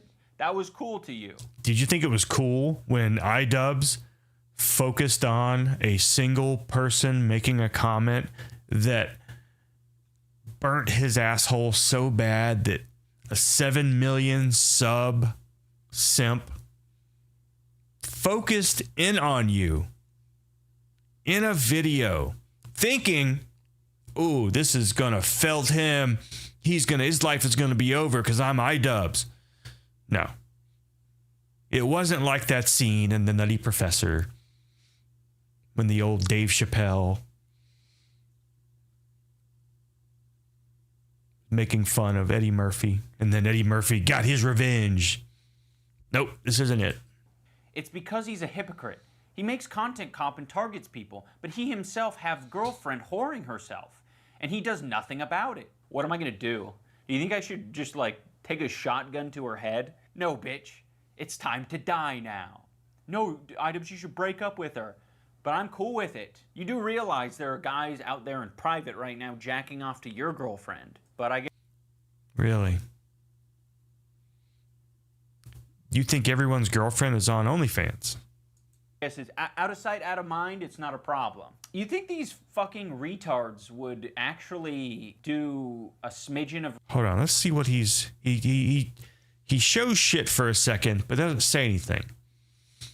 If Anisa wants to sell her nudes online, she's a whore and a hustler. If idubbbz wants to contribute to his girlfriend sending nudes online, then he's a bitch and hypocrite. If men want to see those nudes, they're idiots. Wait, is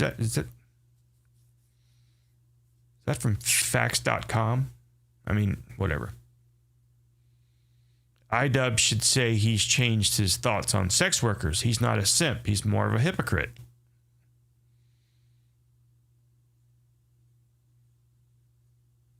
He must have brushed.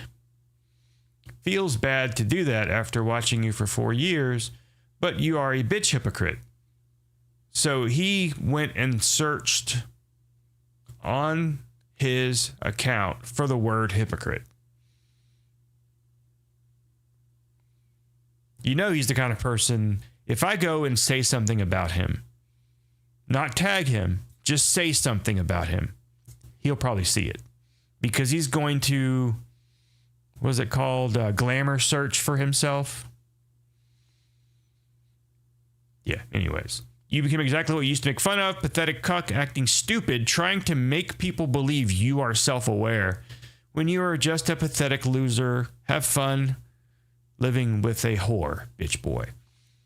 All of this has aged great. I mean, this is all very, very good. Good shit. Hey, Jack, how's it going? You think these fucking retards would actually do a smidgen of research? Because... About what do you mean research? About what? It's like, I did it, and I found the potential hypocrisies in what... You did the research. You went out and did your own research. That's fucking lolcow 101 right there. You went out and you fucked a whore. The first one you ever did. And you said, yep, this must be right. Yeah, she wants me to do that. That must be what everybody likes. Everybody must like getting pegged. Sure. So the very first part of this where he's like, I'm not your fucking dad. That was like the best advice he could have given for anyone watching. Could have just stopped it right there. Because this is obviously a person who not only has no life skills, no job skills, no relationship advice, nothing he could fucking do or say that could help anyone because he is not an expert on anything. He was an expert on being an awkward fucking weirdo for a short period of time in a time when you could be an edgy weirdo on the internet and not have to censor yourself. You know, I swear to God, if he was who he was then, right now, I don't think he would be where he is. If that made any fucking sense at all. The old idubbbz could not survive on new YouTube. And it's just how it is. What I say in the past, and it's pretty fucking consistent. The funding for the slut shirt is actually very, very low. Skanktown, USA, softcore porn all over the walls. Pretty nice, huh? You know, like, I'm not saying that women should be sexualized or shouldn't be. I'm just saying that there is the market for it, so it makes sense that they would do it. I would say skank and slut, But never was that part of my argument. It's just flavor. It's just flavor. Like in the future, I'll probably... Yeah, like when I call you a faggot. It's just flavor. I don't really mean that you have anal sex with men. Just say flavor. slut and skank again. It's sentence enhancers. I don't know why everyone thinks that like I made a stand. I stood on top of a hill and I proclaimed to all my loyal Christian followers, no porn shall ever cross my screen.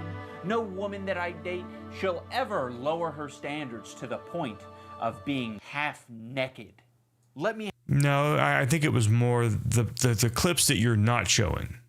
You showed some clips, but you didn't show the clips when you were going real hard on sex workers and whores. And now you're married to one. Let me have my hope, all right? I want to believe he's too intelligent for this. Intelligence has nothing to do with it, but because there is no intelligence whatsoever. This is a fucking idiot who just stumbled back-assward into fame. will say this. If you want to retain hope that I'm intelligent, this is the most intelligent thing I've probably ever done, is revealing this side of me, that I'm okay with sex workers and girls being slutty. It has no bearing on my life whatsoever. I'm okay with sex workers too. I'm okay with whores being whores. You just don't marry them. And the sooner you realize that for yourself, the better. I wanted... Is that the empathy speaking right there? You know, the one who, you know, is just full of all these life lessons, where he spent 27 years, right? Was that in his room alone until he met his whore? So yeah, I think any advice to talk more about all in the this shitty ear, takes that right people out the have, other. And this guy that we're going to watch has pretty much listed all of what the arguments are for people who don't morally agree with the situation. So again, this is another one where this guy, who probably has 3 subscribers, really got under idubbbz's skin because he found this, because I'm sure he glamour searched just looking for anyone trying to actively punch down on people. What a piece of shit.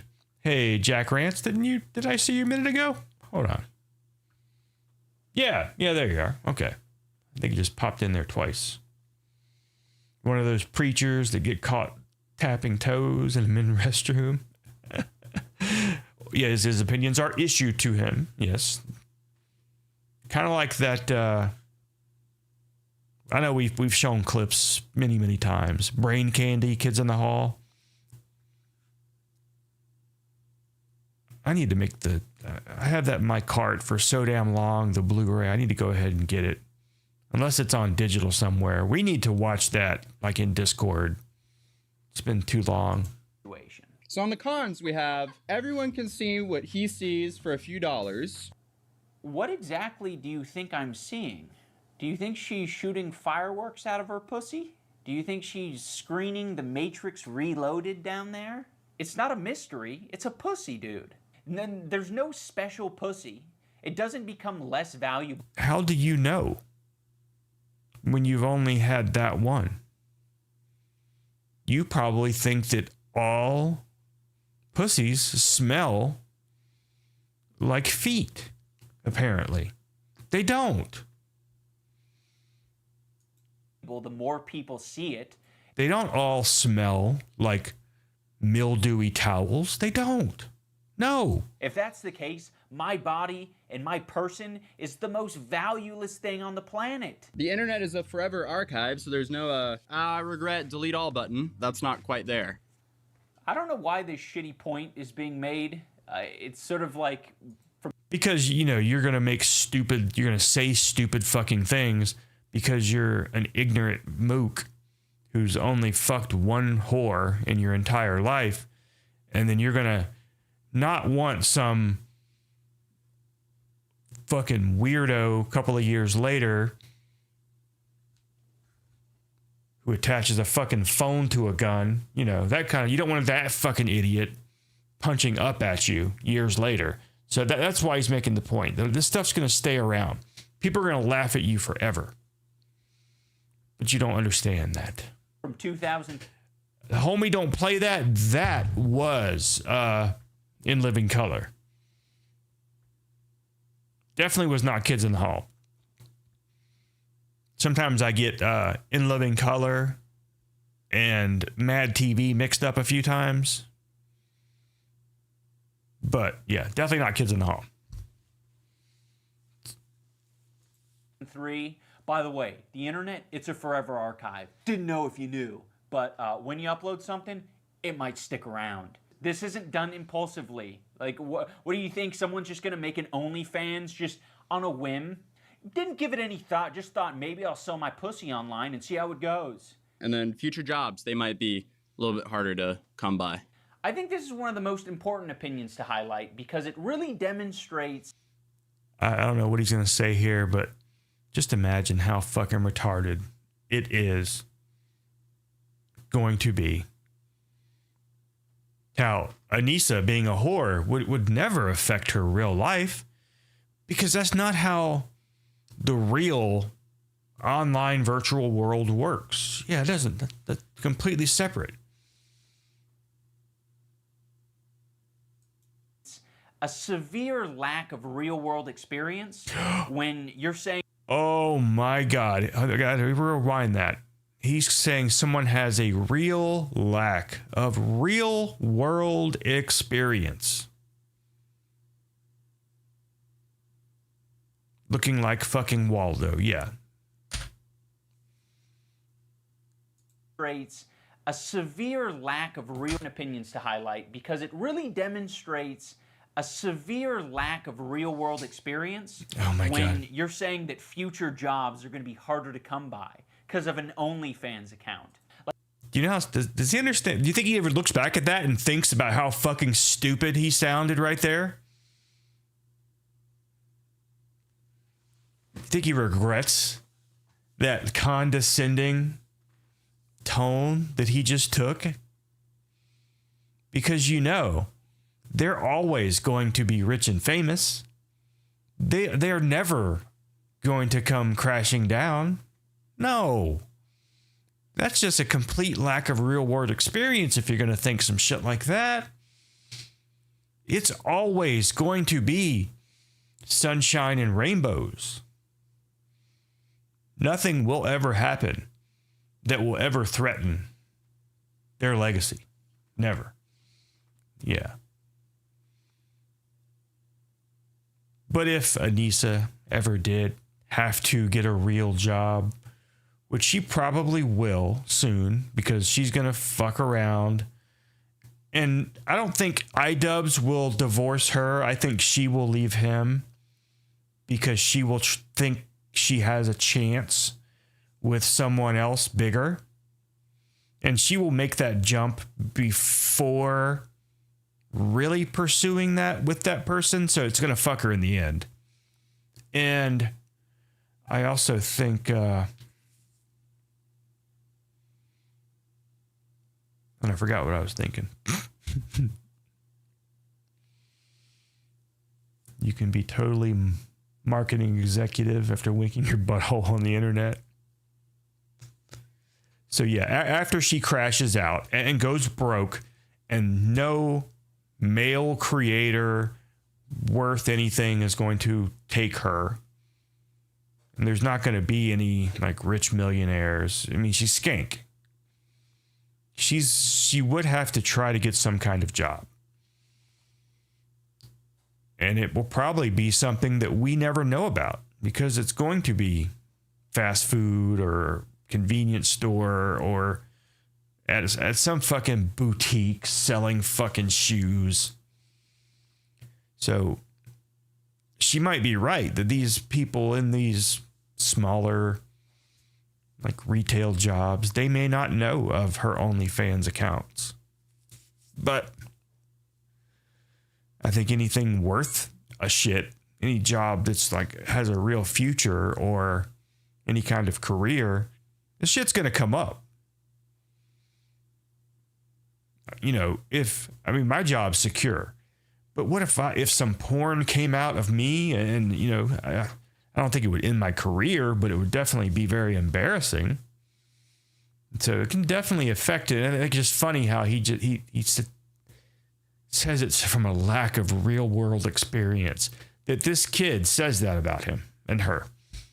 Let's hear that again. Like if you, a severe is one of the most important. And then future jobs, they might be a little bit harder to come by. I think. And see, that guy sounded, that fucking guy sounded sincere. Like, you know, jobs would be kind of hard to come by.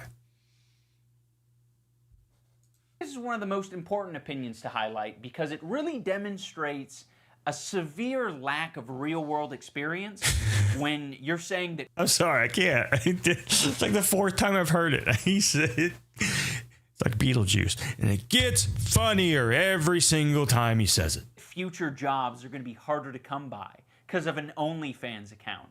Like, if you think this affects your standing or your social credibility in getting jobs, you are so sadly mistaken.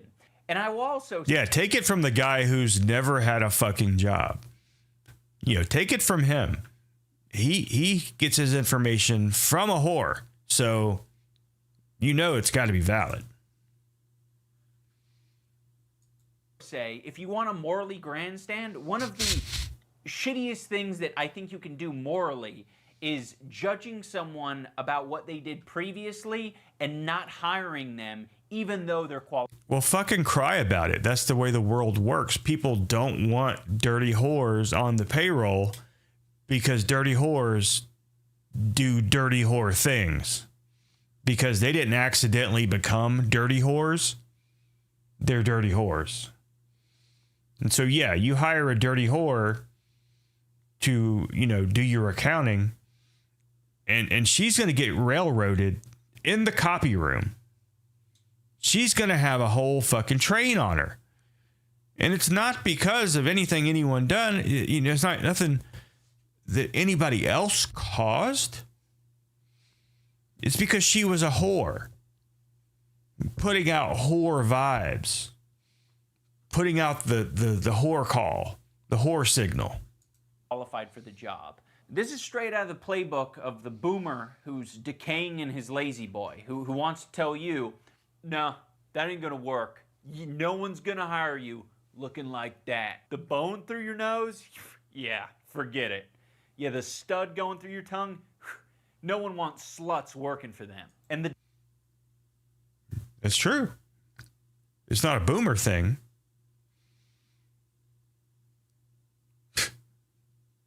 That's a fucking emote right there.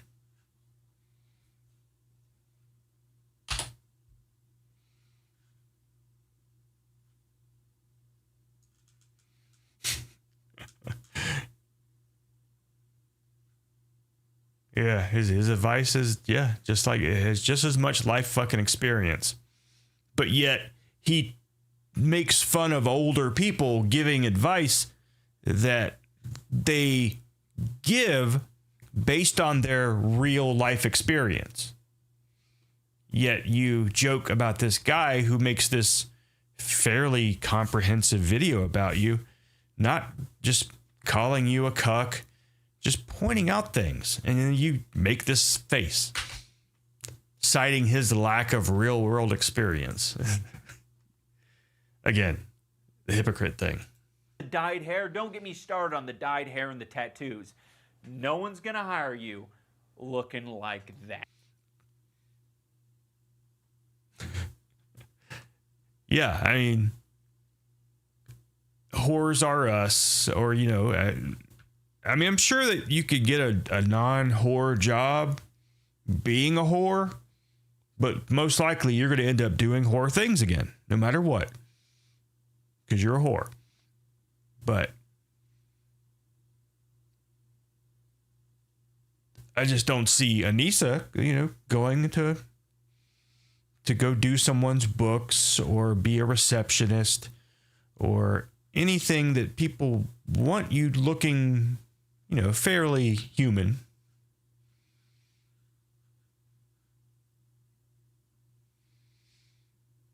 And I think that is great. I mean, the only problem is that they're so accessible that they're just always around. But it is good that I think that if she gets pregnant, it's not going to be his. Because I don't think his shit works anymore. And even if it did, yeah. So yeah, they're probably pretty anti-child. And so that's good for everybody because we don't need any of those, anything more. It needs to end. I don't know if Anisa has any relatives, brothers, sisters. So, yeah. In my head, there would be so many other things to do and make money before stooping to this point. I find it very fascinating. Do you? Is this another life experience thing? That commentary YouTuber who's known for criticizing others, much like me, would be willing to take the position that sex work is beneath them. Well, yeah. It's called morals. You know, it's not like I'm not going to, that person's a porn star. I'm not going to spit on them. I'm not going to make fun of them. I'm not going to simp for them either. But why would, is he going to like relate commentary YouTubing to being a whore? That they aren't on the same level as sex work. So you're going to say that they are? Really? So he's going to say that YouTubing and being a whore are the same. That's fascinating. I find it really interesting that that is the... Well, yeah, that's what retards do. They like when butterflies fly in front of their face. They find really stupid things interesting. That's the position you want to take. I think that'll age quite nicely. It fucking did. What didn't age nicely? You can add extra money as well, which, I mean, I don't know if it's really needed in that household, considering the dude will pull like 3 million views off of reviewing peanuts, but, Not anymore. Yeah, that's not going to age well. Okay. Sounds like someone's a little bit salty. Really? Someone's a little salty. You realize that if your partner is making a lot of money and is very wealthy, that doesn't automatically make you feel fulfilled in the relationship or feel like you're contributing enough? Because based on your argument... Okay, you guys are taking notes, right? This is from real life experience we're hearing from. Definitely not the first whore he fucked. Then I guess Jeff Bezos' son just should never work at McDonald's. There's enough money in the family. I think there's enough money in that household. What in the fuck did he just say? So this logic, Jeff Bezos' son should not work at McDonald's. Yeah, right. He shouldn't. Do you want a fucking billionaire's son making your hamburger? Especially if his dad made him do it, made him work there? No, you're getting a fucking spit burger. No work at McDonald's. Argument, then I guess Jeff Bezos' son just should never work at McDonald's. He just made like an awesome point there. Yeah, he should never work at McDonald's.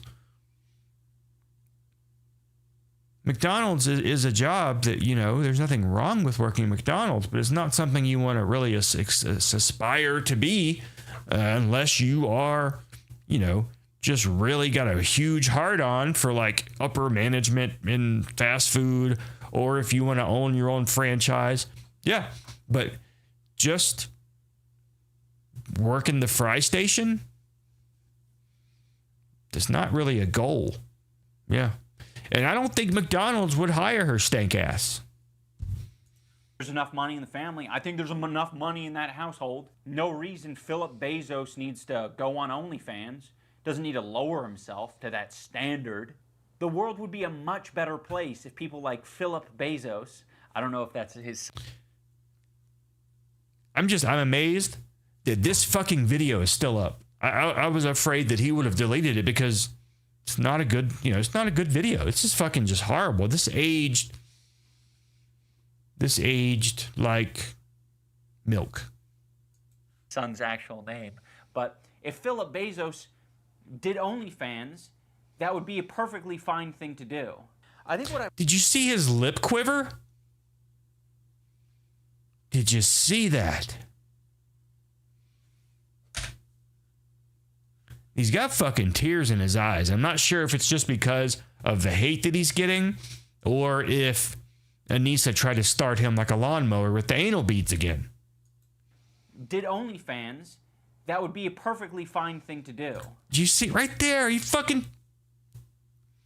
It fucking gave him the feels right there.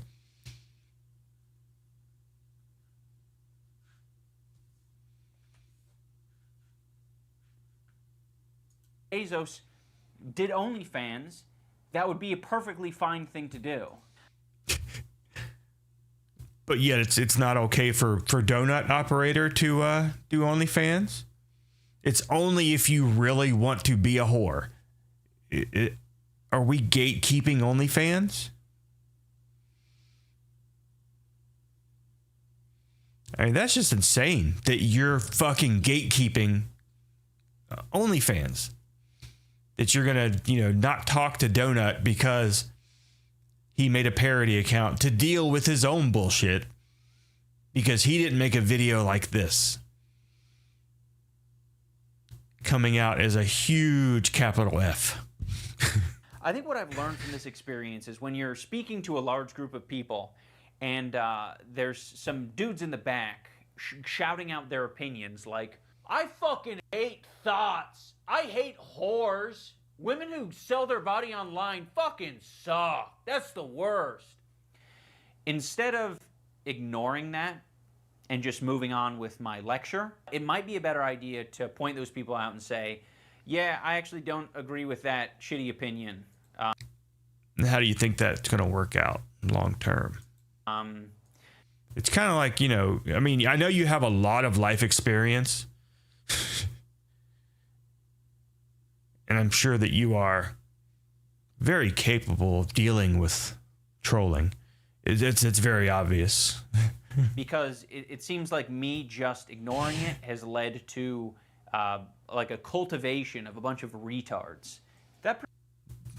So it probably has nothing to do with you continually making worse and just bad decision after bad decision, some unrelated to the others. It's just you're just not able to rely on all that life experience. It didn't prepare you for whores. Pretty much wraps up this video. I love my girlfriend, and I'm totally fine with dudes jacking off to pictures of her on the internet. What the fuck did he just say?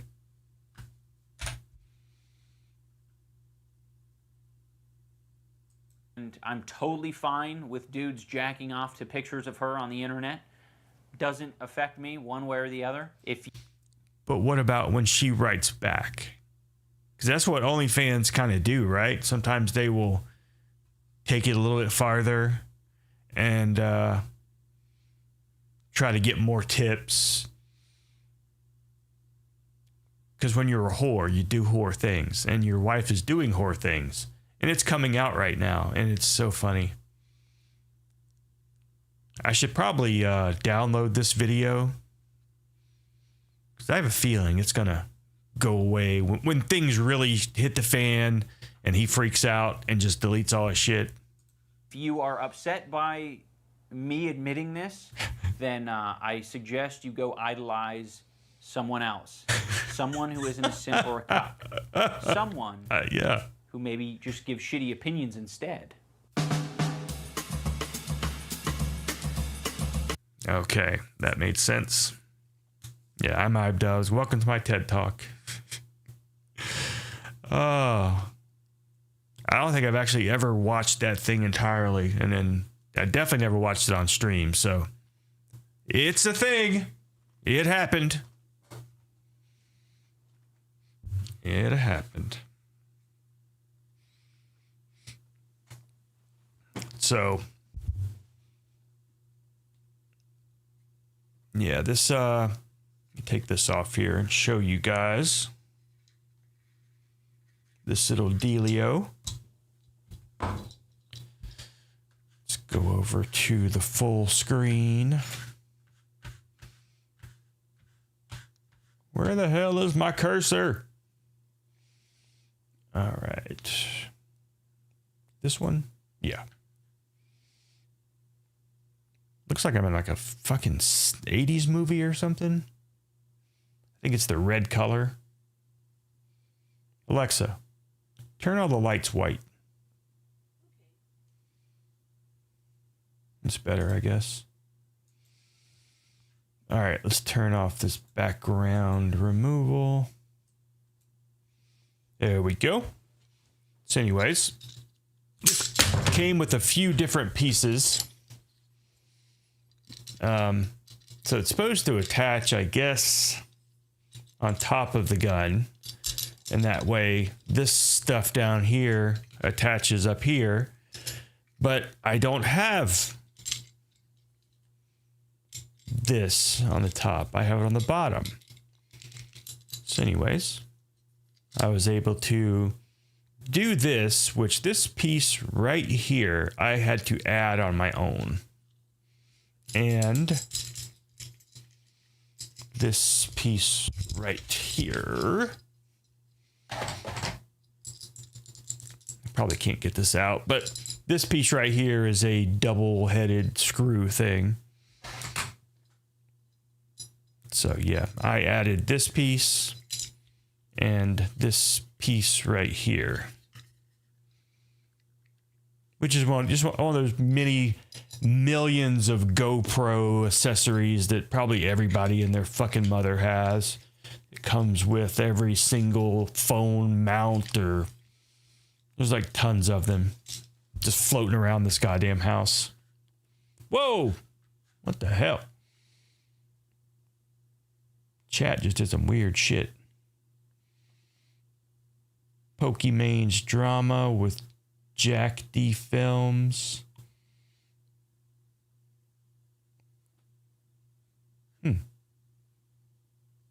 Weird, like it's all just YouTube. Where'd the Kick chat go? Did I get banned off a Kick? That would be funny.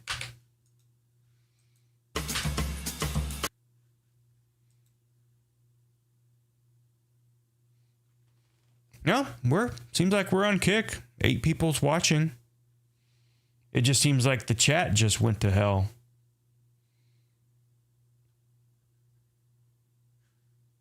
Now, I'm on Kick right now, and I see the chat. It just disappeared from the Streamlabs list. Because I see the last message was from Cringe Minion. I'm idubbbz, and welcome to my TED Talk. So, it's still there. Let me see. Recent events. Let's see. I'm here. They're all ducking so they don't get muzzled. So that's... Okay, there you are. Okay, there you are too. Yeah, it's... But, oh, let me see if I can even show this. Yeah, I'll just put it over here. Let's see.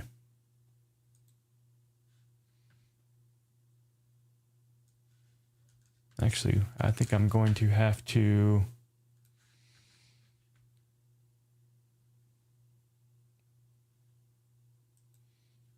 do a video capture device, add existing, and where is my... No, it's not a capture device. It's a goddamn display capture.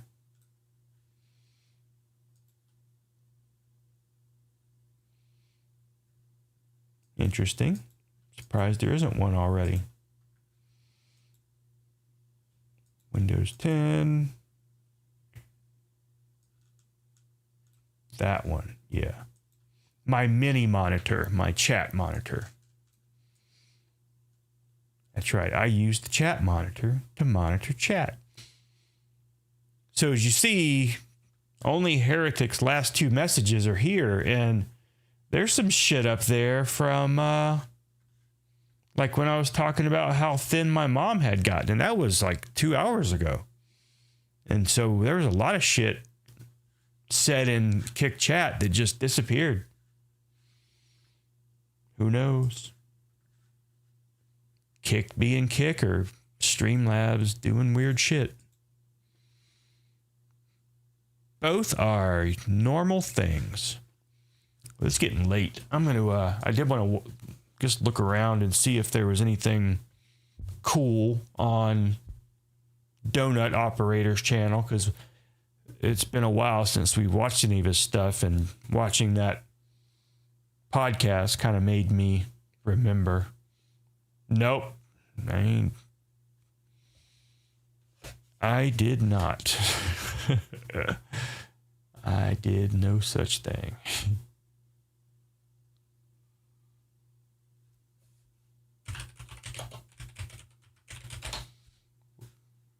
The hell? What the look at this shit. Is this?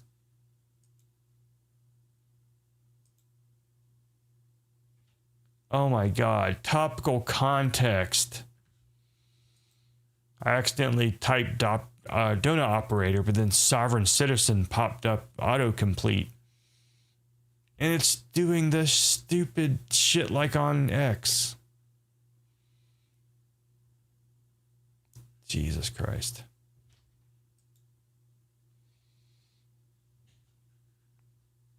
Something went wrong. What? Stop adding fucking words to it. It's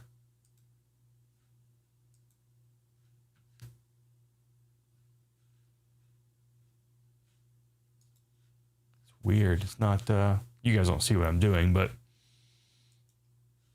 weird stuff is happening.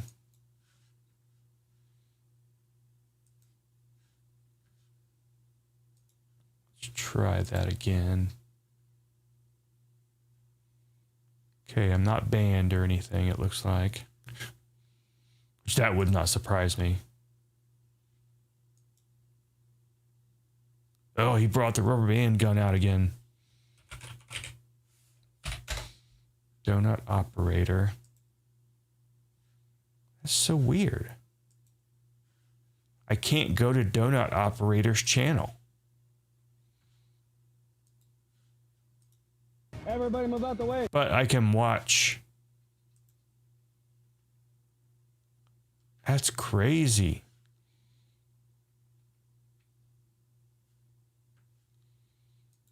Well, like him or not, you should not be hiding them from me.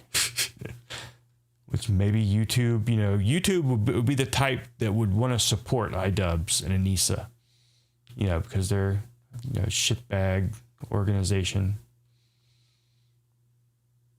Love siding with those types as well as DSP. And so Donut, I like watching sometimes just because of the body cam stuff, not necessarily anything he has to say. Of course, I always skip through his ads and everything. But yeah, I type Donut Operator, and it's like, there it is. But if I go to his channel, now it's working. If I click on his picture, okay, I guess it was just doing something weird, but it kept doing it.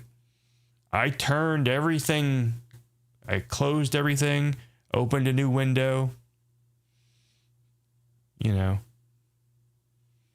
cleared the cache, and still it would pop up saying something went wrong. But if I clicked on one of his videos, it would play the video. Sovereign Citizen Bingo.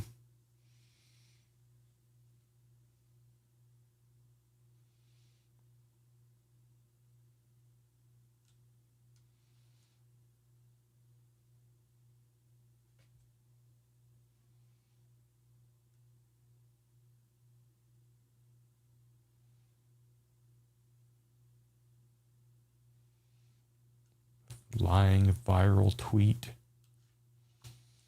All right, see if he posted anything in. Don't operate. Oh, paid the legal fees for Korean Navy SEAL YouTuber who beat up Johnny Somali. Not watching enough Free Palestine video.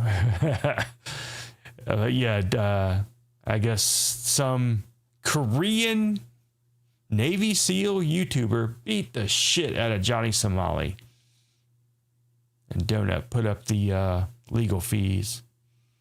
They gave him a $4,000 US fine, and he paid the fine. So that's pretty cool.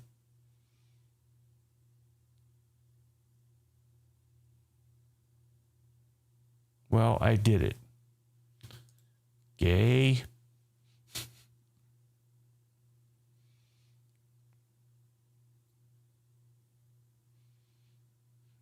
Two-time Medal of Honor and Purple Heart recipient Brandon Harris. He's not a Medal of Honor winner, is he? No. Attacked by musician and cop. How did he know that Post Malone played a cop in the old content cop or content deputy video? Do you see the Doom Goblin Greta? I don't know what that is. Doom Goblin Greta is going to Palestine on a diesel yacht.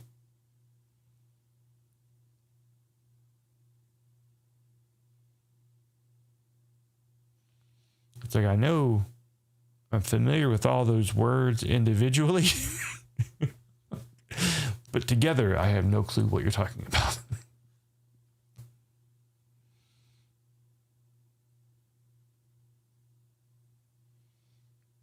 I mean, who wouldn't want to get drunk with Post Malone?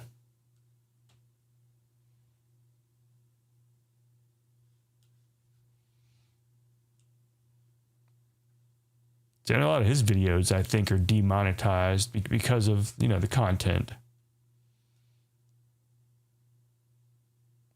But he's obviously still monetized. You see the join right there.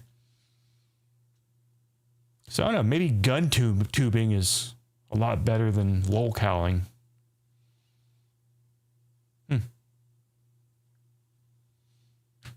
So I guess I need to look and see what the hell that is. Doom Goblin Greta. I'm going to look up diesel yacht in Palestine and see what that gets me.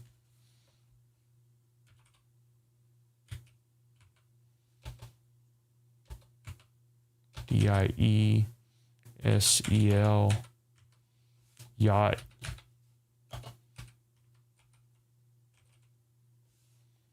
Palestine. Who's on board the Madeline Gaza flotilla? 2 days ago. Gaza's first fisherwoman. Freedom Flotilla Coalition. Well, Sky News has it. You know it's going to be good, especially, let's see.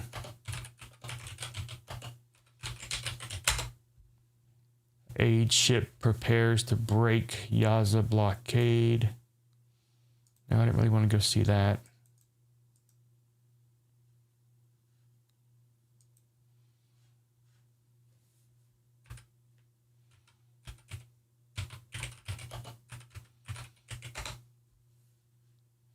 Grumpy King.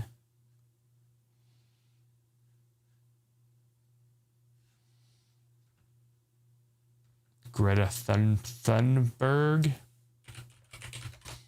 I think Greta should do it. The Rise of Greta Thunberg Explained. That was from 5 years ago. That's from 4 days ago. In Full Climate Activist. That's 5 years, 5 years, 3 years. So that one's from 4 days ago.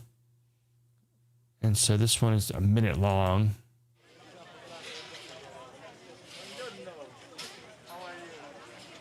That's her. I don't know who the fuck this person is, but that's just the kid, isn't it? Doom Goblin. Okay, I think I see where you're coming from. It says it right there. Doom Goblin, Greta Thunberg's Gaza trip. And that is Lefties Losing It. Now it's time for Lefties Losing It. Let's start with Greta. This is, of course, a little more my speed. I like the Rita Panini show. She's heading to Gaza on a boat. You think the people in that region have... All right, so make sure this is the right one.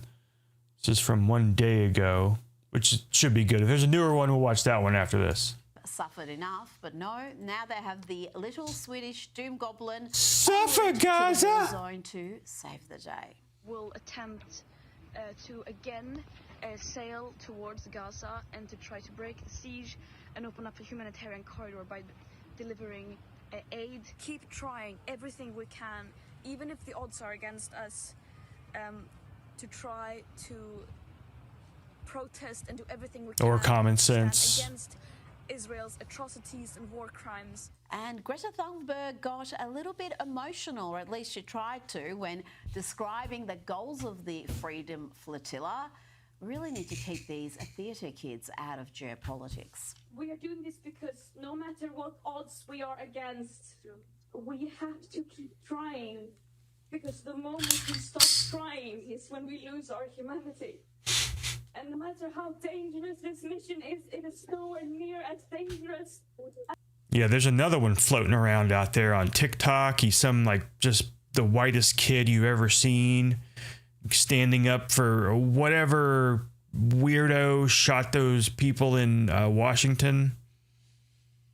That guy needs to go to fucking jail. I mean, he's American, so he's probably in jail right now. As the silence of the entire world. Now just imagine the arrogance, the delusion, the spectacular stupidity of believing that the Israelis or even Hamas give a flying fruit bat about what Greta and her bunch of weirdo, nose ring wearing, pronoun announcing lefty mates think. We're on the Madrid. We have been trying to sail to Gaza with aid, with solidarity and love for so long, and we are one huge step closer to getting to Gaza now. And it was all fun and games and sing-alongs for a while. Sing-alongs.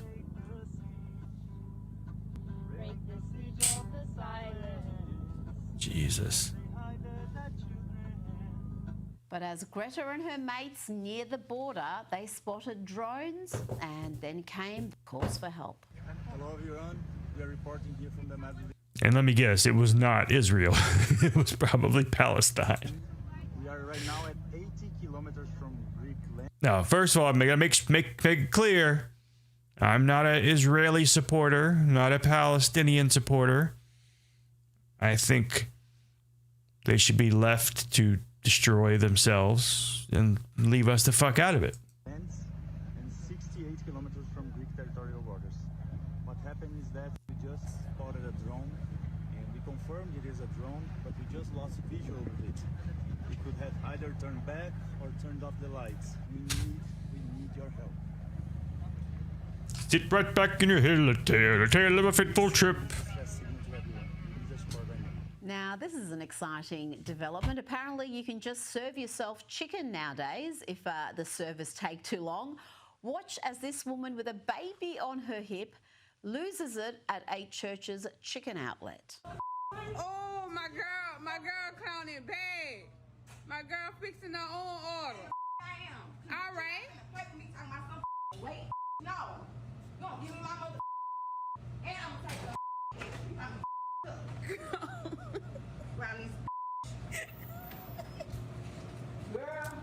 Yeah, they're gonna laugh about that, but I've seen some shit. I've seen things. I've seen maybe not worse than that, but pretty damn bad.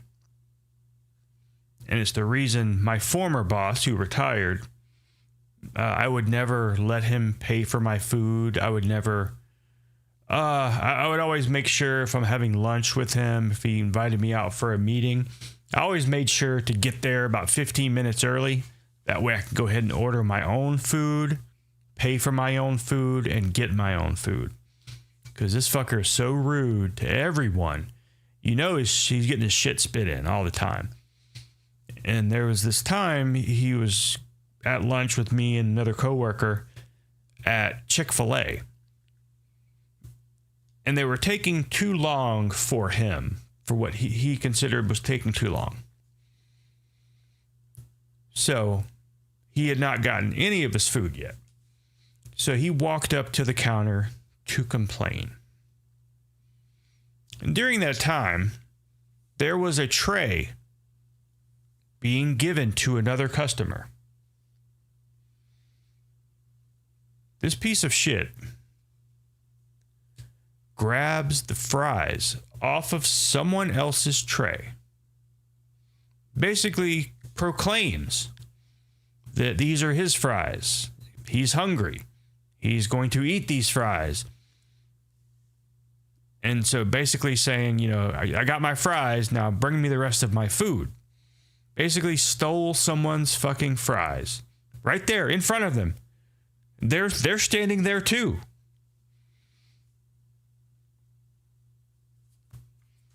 So yeah, I can imagine what was put in his food after that, you know. Definitely get some trouser chicken. Why does this chicken have a hole in it? Yeah, it's because a dick went through it. That's why. Don't fuck with people who fuck with your food.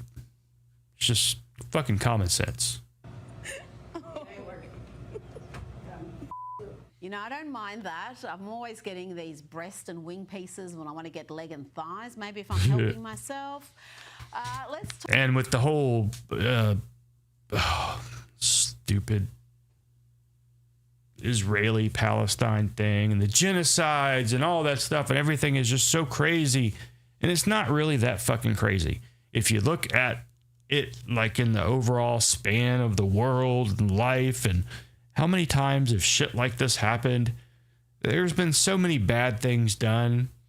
What happened to the fucking winner, you know, narrating history?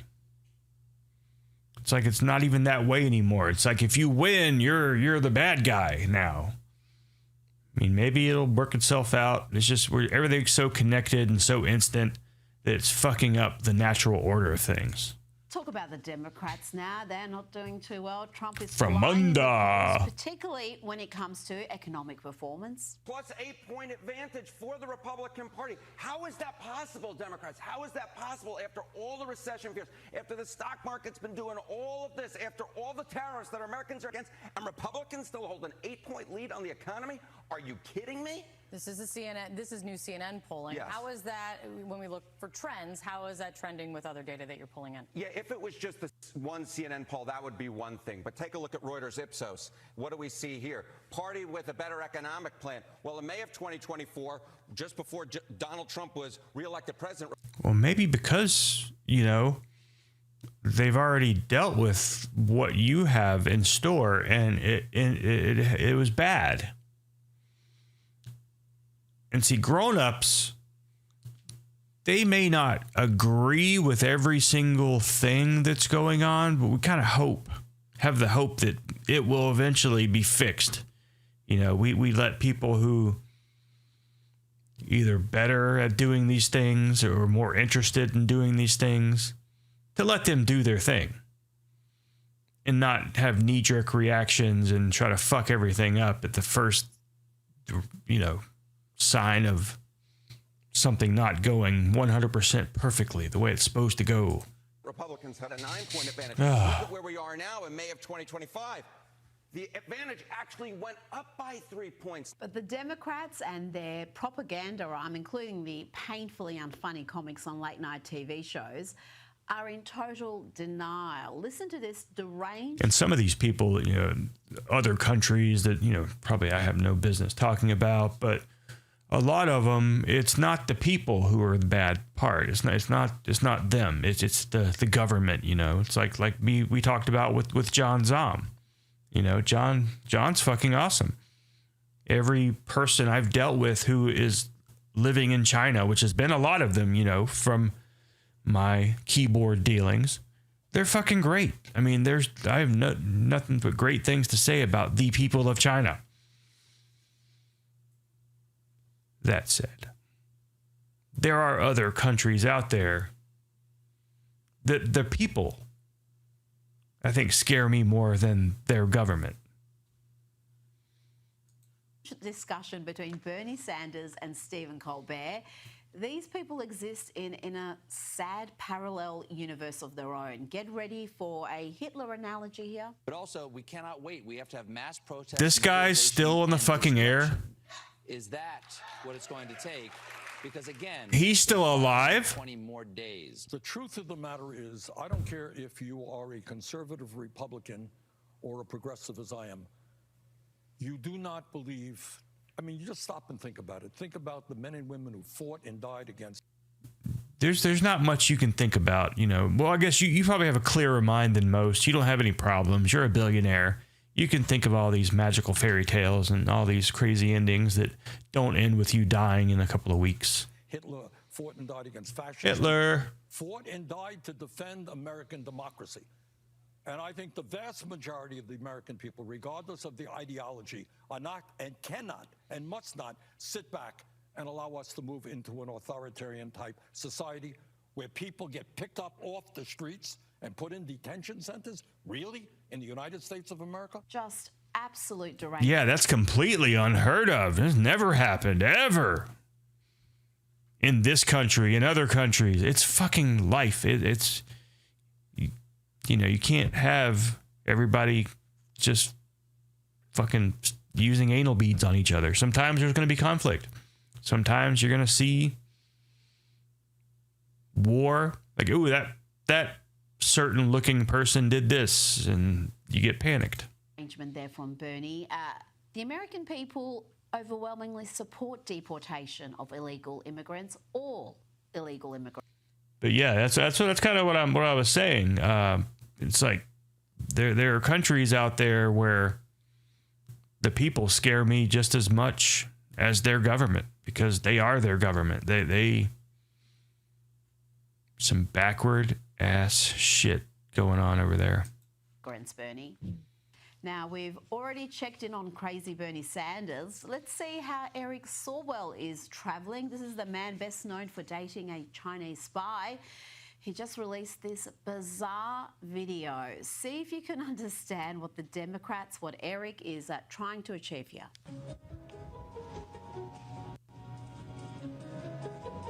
Hey, Congressman. Trying to help you? What the f is up with Trump always chickening out on tariffs?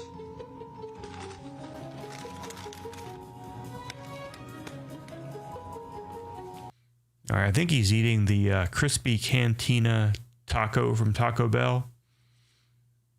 I'm sure I disagree with whatever in the fuck they're talking about here, but that is a damn good taco. If you've not tried it, oh my God. The whole fucking line is awesome. They put this weird chipotle sauce on it that tastes kind of like red sauce.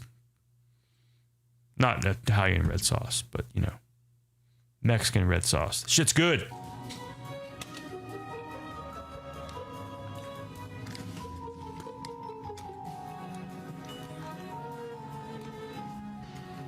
Anything else? Nope, that's it. Joining me now is journalist and filmmaker Ami Horowitz. Ami, explain that video to me. Are they suggesting... Nobody should explain anything. People should just block the person who made it because they're obviously mentally ill. And you shouldn't platform mentally ill people.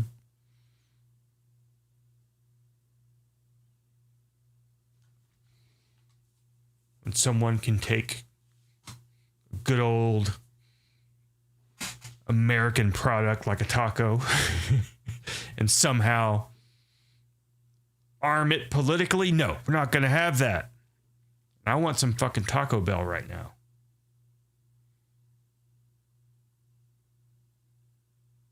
How does Taco Bell close? Have we hit the Taco Bell goal yet? No.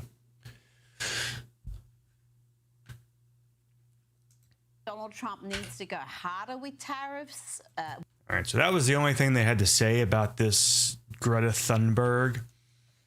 But what was the Washington shooter deal? Washington Jewish shooter. Oh, what the hell? Shooting. Sarah Milgrams, Washington. Okay, embassy killings. Okay, Washington. Embassy shooting. TikTok, white, male.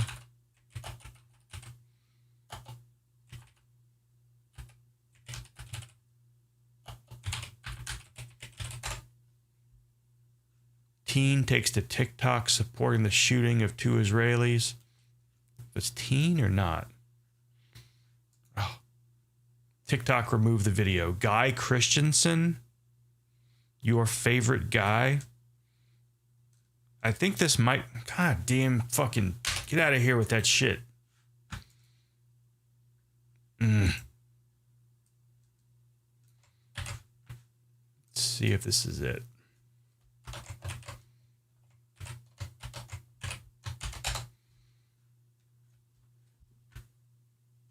$3 million. This is probably the one. Oh yeah, this is it. This is fucking it. This fucking douche. Guy Christensen finds out.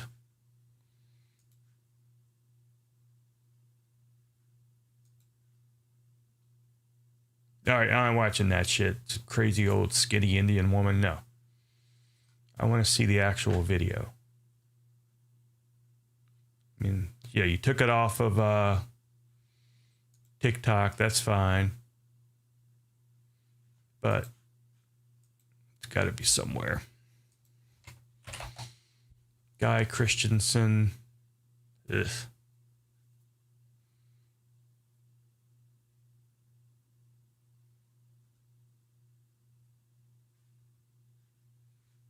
Fucking ramen noodle head.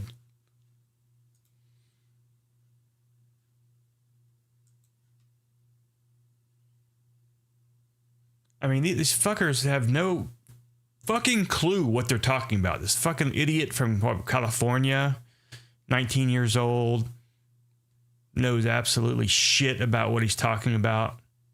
These are, I'm sure, Hasan Piker, what do they call those? Orbiters.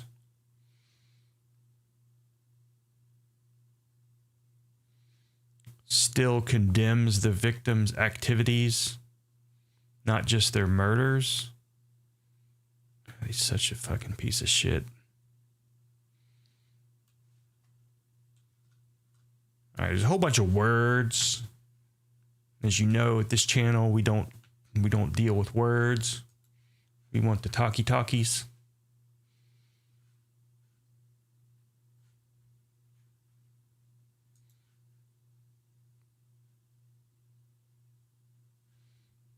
Maybe Kick will have it.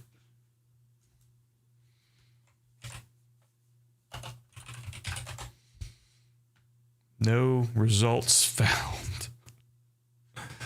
Okay.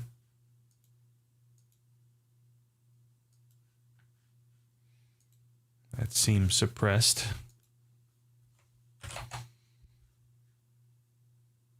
You must pull up and turn now. Oh, Jesus Christ. Can't find anything.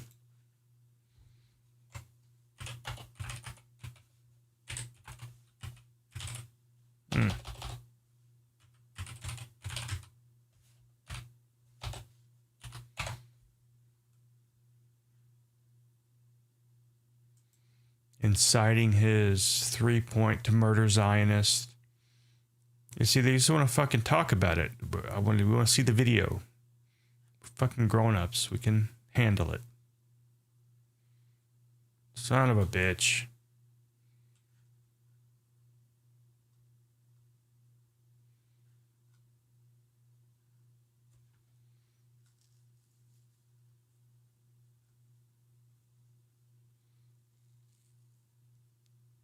It was eventually taken down by TikTok and Instagram.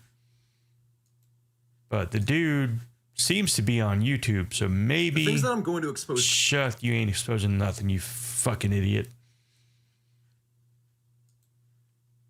people are wanting the Colorado firebombers' families being deported. It's like, yeah, why the fuck not? If you're not supposed to fucking be here, you should have been gone before your family did something wrong.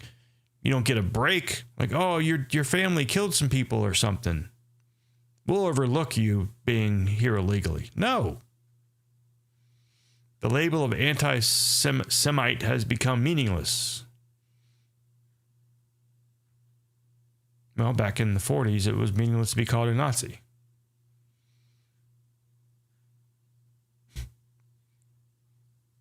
Look at this fucking clown wearing whatever in the fuck he's wearing. Is that one of those fucking burqas or shit from, they used to be popular in the 90s? The Mexican sweaters? Oh, Jesus. Is this it?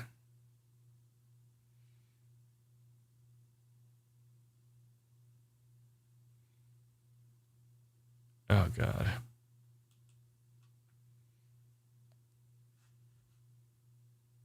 Why Israeli hostages and their families don't like the Israeli...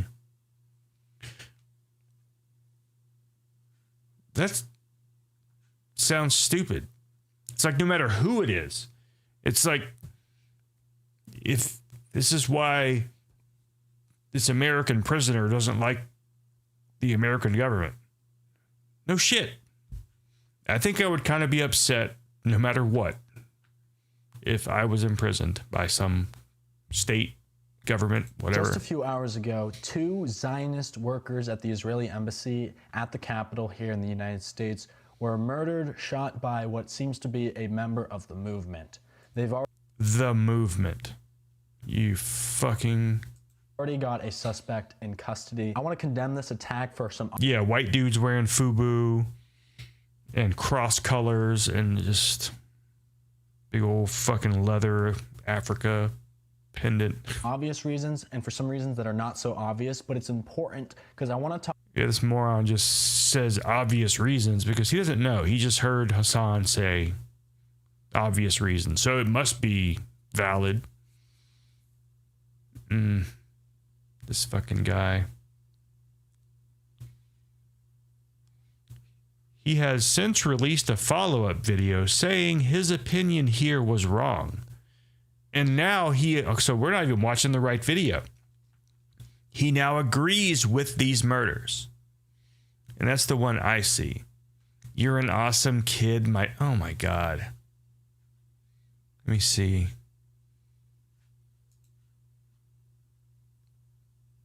Jesus Christ. Just a few hours ago, 2 Zionist workers at the Israeli embassy at the Capitol here in the United States were murdered, shot by what seems to be a member of... Yeah, it says something wrong with this guy. I have zero doubt that he's on the FBI's radar. I'm sure. All right, so this is not the one, I guess. This is from 5/22.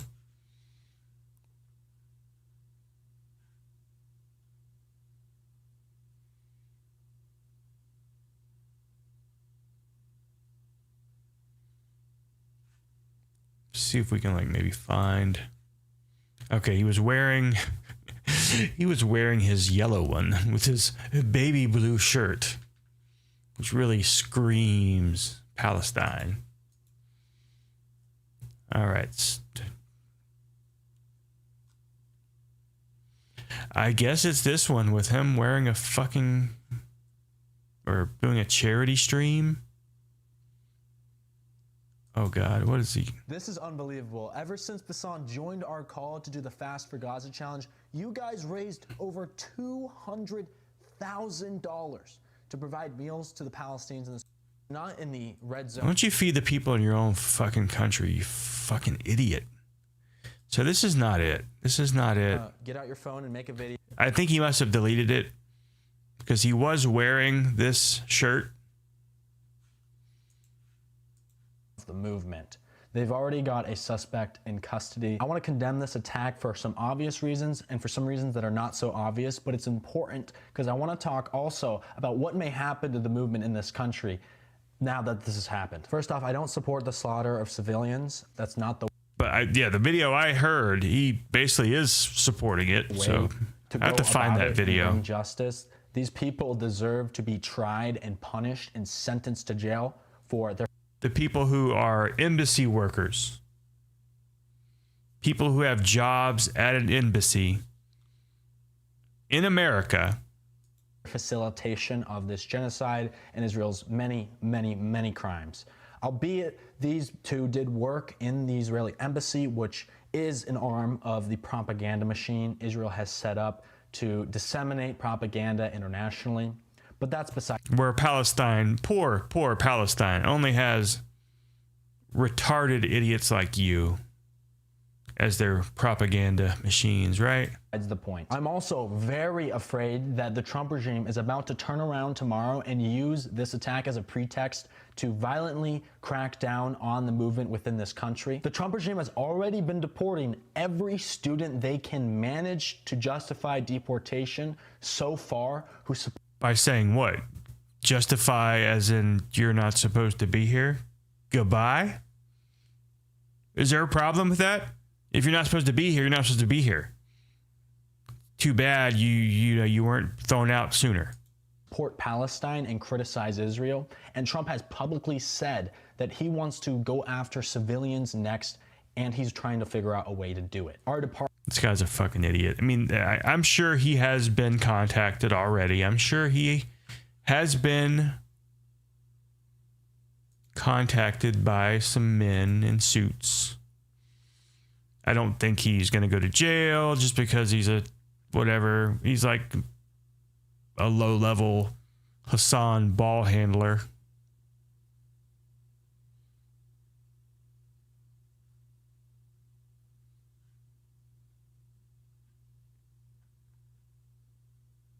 Yeah, he's going to be like a Jack Doherty kid. They're going to find him out in public.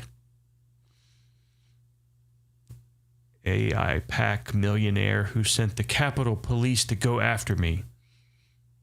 Okay, what about him? You know, someone who said, hey, this guy is saying very dangerous things to millions of people. Maybe you should go talk to him.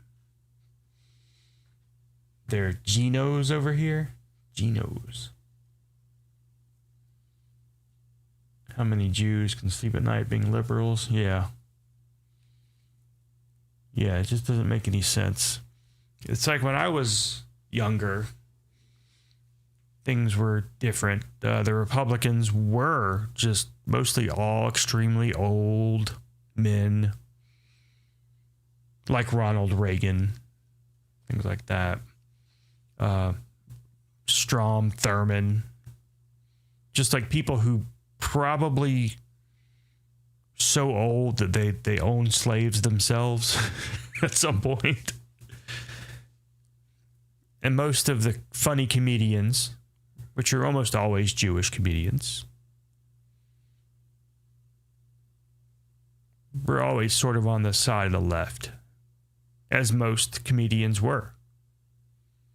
And it was always fun to, you know, their comedy was to sort of make fun of the old fogey Republicans. But it doesn't really seem that way anymore. There are some comedians who are still crazy left-wing fuckers, like Patton Oswalt, which I love Patton Oswalt, but I mean, I'm not gonna watch his politically fueled comedy acts, which I don't think I've seen any, but if there are any out there, I'm probably not going to end up liking that particular comedy, but it's not going to not watch his old stuff or hope that he makes good stuff. There's a couple of other ones too that kind of were always strong left wing. Dennis Miller, Patton did his wife in. What was the other guy? I don't know.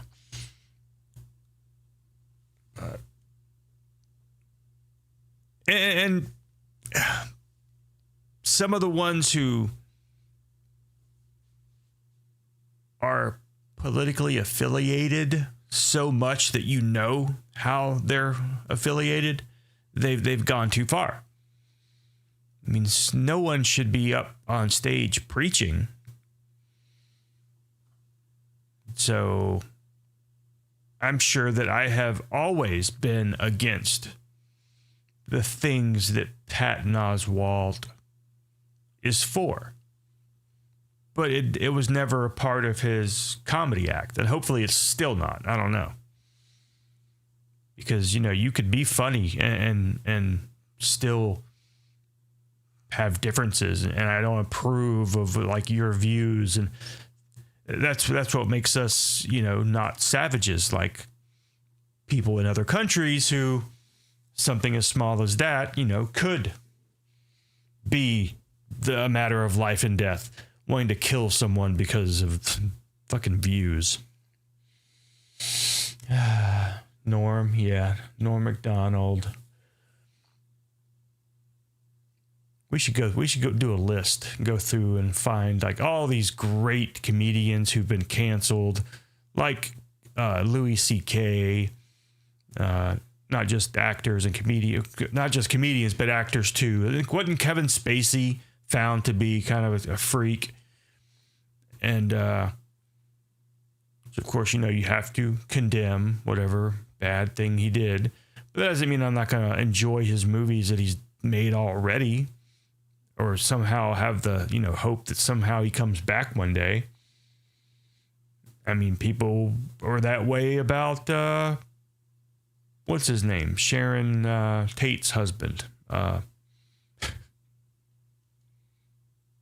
damn.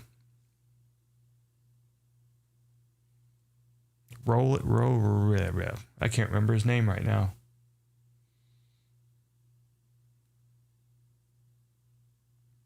But anyways, the director of Rosemary's Baby and other great movies. Fucker's still making movies.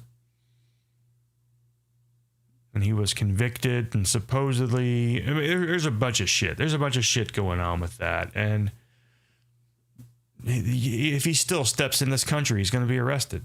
Because I guess he was convicted,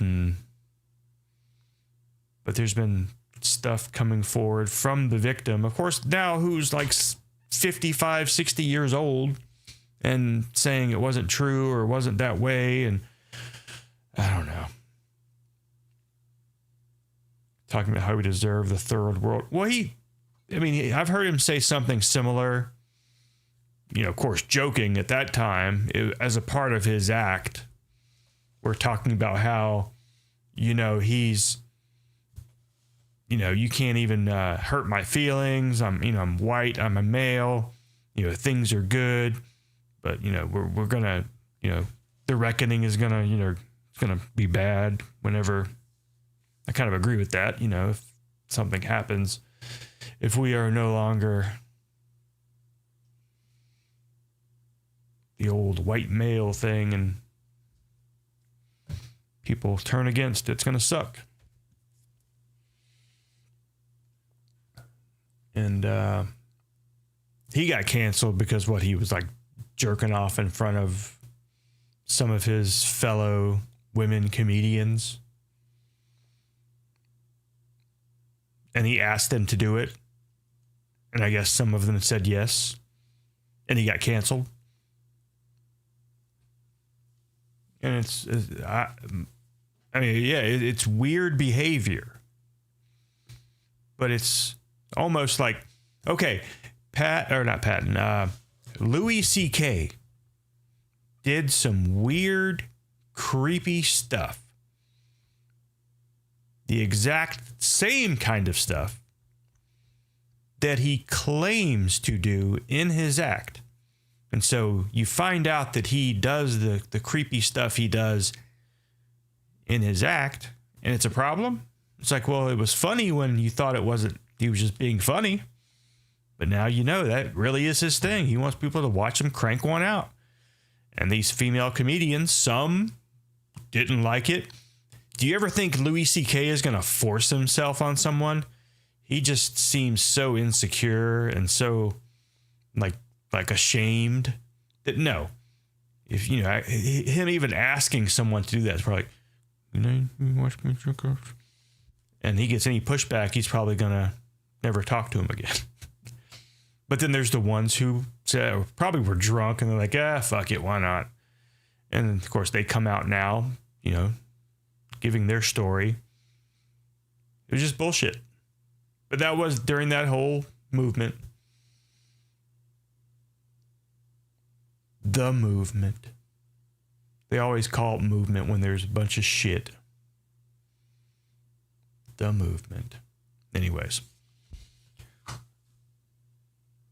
Yeah. They all said it was okay. Yeah. But again, you look at Louis C.K. and you know what kind of man he is. You know that he's not going to force himself on someone. He seems like he's too neurotic and conscious. Jim Norton always talked about begging transform. Yeah. And then you find out that it's true. Why is it not still funny? If he can laugh at it, why the fuck can't you? It's crazy. People are just so fucking sensitive. But it is getting better, I think. I mean, it's getting worse in some ways, but it's getting better. People are getting exposed for being insane, like this whole idubbbz thing, and their fall is going to be tough. You know, like I've said before, these people go to therapy over getting trolled, over getting a mean comment. This is real life stuff that they're fucking with now. What's going to happen during this downfall? Ooh. Going to be a lot of just a whole bunch of having all of these, you know, supposed autoerotic asphyxiation cases. Yeah, that's what happened. Yeah. They were all just into that all of a sudden at the same time. Kevin Hart's going to be the next one. I hope not. I hope people just be fucking normal again. Never liked Norton. I like Norton on a couple of things I've seen him in. Remember, he was in Spider-Man. He was just always that angry little weirdo. He was in Lucky Louie. And so I liked him on that show. You wanted to know, Lucky Louie was Louis C.K.'s original show. Back when he had a little bit of hair. It was on HBO back in the mid-90s, late 90s? I don't remember. So I think it was only on for like 1 or 2 seasons. It was dirty for being dirty's sake because they were on HBO and they could do that. But now his newer show I thought was great. I loved that, which was just Louis on FX. And I think he was supposed to make more, but then I guess maybe they got canceled because he got canceled. I don't know. And one person I haven't heard about in a while, which hopefully means he hasn't gotten canceled, and that's Dave Attell. Dave Attell, just, and I'm afraid that his kind of comedy just wouldn't work today because people are just so uptight. I mean, it will work on the people that it probably always worked on, but there's going to be people who will actively try to fuck it up. Watch the HBO one. Yeah, that was Lucky Louie. And that one was a little bit cringy. It was a little, hacky. It was kind of funny that his wife in that one was in the new show too, as sort of a love interest, but I don't think it ever actually happened. But yeah, they were married in Lucky Louie. And it was the girl from... She's been in lots of shit. Okay, so Dave Attell is still doing that. Good. I haven't actually gone and found anything. And honestly, I don't watch TV anymore. I have DirecTV, but I have no idea where the fucking remote is. I don't care. I just don't watch it. So that means I don't watch any Comedy Central and stuff like that. So it would have to be pretty big for me to hear about it. Like if he had any new shows or anything like that. because he had that show Up All Night, which was great. And I had several of his comedy albums. Those were fucking wonderful. Talked about making fun of the Amish and like what's next, making fun of Eskimos, calling them the snow Mexicans, which always fucking killed me. Just fucking snow Mexican. It's a lot funnier than my sand Poseidon comment about Hasan. Snow Mexican's funny, but you know, me saying sand Poseidon is racist. Can pirate anything. Well, yeah. Pirating's probably not as easy anymore as it was because I haven't tried it. Just seems like if I want to watch something, I can find it on some streaming service. Or buy it. Or if in like a case of Gummo, I can usually find a copy somewhere. Oh, Stephen Wright. Yeah. Stephen Wright. Of course, he's very dry, which I appreciate. There's a YouTube channel that I try to push along called Denzo. And he does those why it sucks to be these types of animals. And his cadence is very monotone, a lot like Stephen Wright.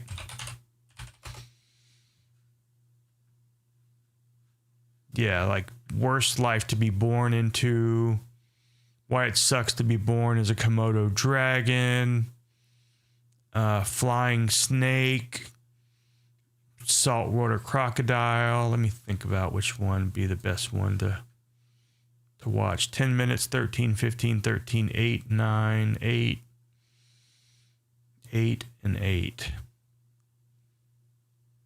Let's do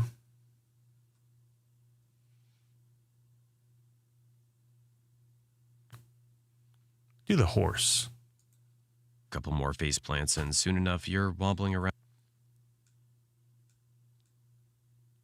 All right, so here we go. Now this, yeah, his voice, you'll probably pick up on it. He's very monotone, but I find him hilarious. Just a quick drop to the ground, and here you are, born smack dab in the middle of a wide open field in the American West. Mom gives you a few licks, then nudges you to get those wobbly spaghetti legs working, and a warm hug for the ground. A couple more face plants, and soon enough you're wobbling around upright, looking like a person trying on heels for the first time. You wobble over and grab your first sip from the unlimited milk tap conveniently located under Mom. Not exactly Starbucks, but it'll do. Barely had a taste when the herd decides it's time to move, and Mom's off, so you follow her wobbly pace. This is your herd, about 8 mares, or maybe 9. And that old guy over there, that's the stallion, the leader and protector of the group. And he's also your dad. By the way, you're not the only newbie here. There are foals everywhere, all looking like tiny, shaky adults just learning to keep their legs in check. You all start sniffing each other's noses and bumping heads in what could pass as a full version of a handshake. By the time you're 4 months old, you're starting to get pretty tired of milk, so you start giving grass a try like the adults. That first bite isn't exactly a breeze, but just as you're wondering if you'll ever get the hang of it, a weird, sharp smell wafts in. You flick an ear, glance up, and oh, hi, Mr. Wolf. Before you can even think about turning tail, the stallion's already in front of you, snorting and stamping like a full-blown alarm system on 4 legs. The wolf pauses, sizing him up, clearly realizing that dealing with an angry stallion and a whole herd of horses is not on his to-do list. After a few seconds of maybe, maybe not, he slinks back into the bushes like a ghost. Well, didn't expect that to be so easy. All right, back to figuring out how to chew this green stuff. Days go by and you start picking up on the herd's schedule. Mornings mean munching grass, afternoons are for lazing around. Every now and then, you all watch as the stallion squares off with some pushy newcomers trying to take over the whole group. Life goes on like this until one chilly morning, something's different. A sharp bite in the wind, an earthy scent you haven't smelled before. The adults start moving, herding together with a sense of urgency. Winter's on its way, and the world's about to change. The grass turns dry and brittle, waterholes shrink to puddles, and your carefree days are swapped out for long treks, searching for anything green and drinkable. Survival isn't just about how fast you can run. It's about knowing the right place at the right time. Your little body's changing, too.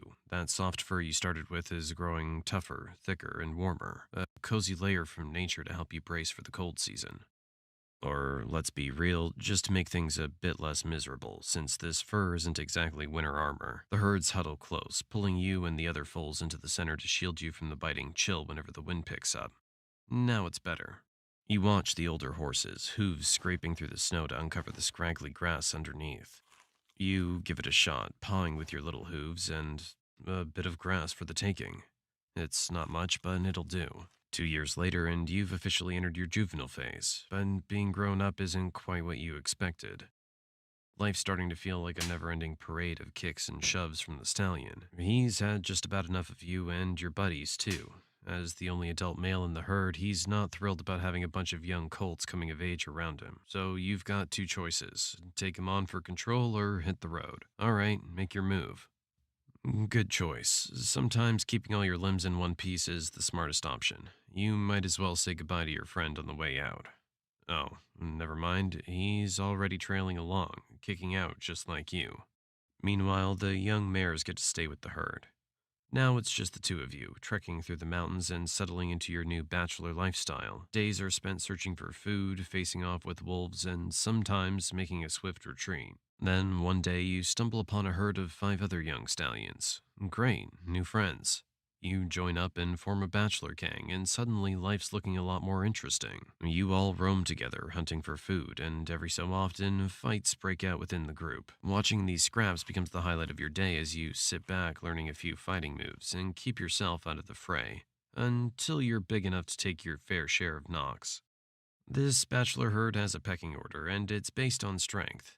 To climb up, you have to challenge the horse above you, then the next, until you reach the top. And that only happens after a lot of rough and bloody fights. Okay, let's advance the story a little, and you've finally become the strongest in the group. What's the next step? Finding a herd of mares and taking it over. Amazing, you're about to leave the bachelor life behind. You and your gang set off, and soon enough you cross paths with a pack of wolves. But they don't seem interested in you.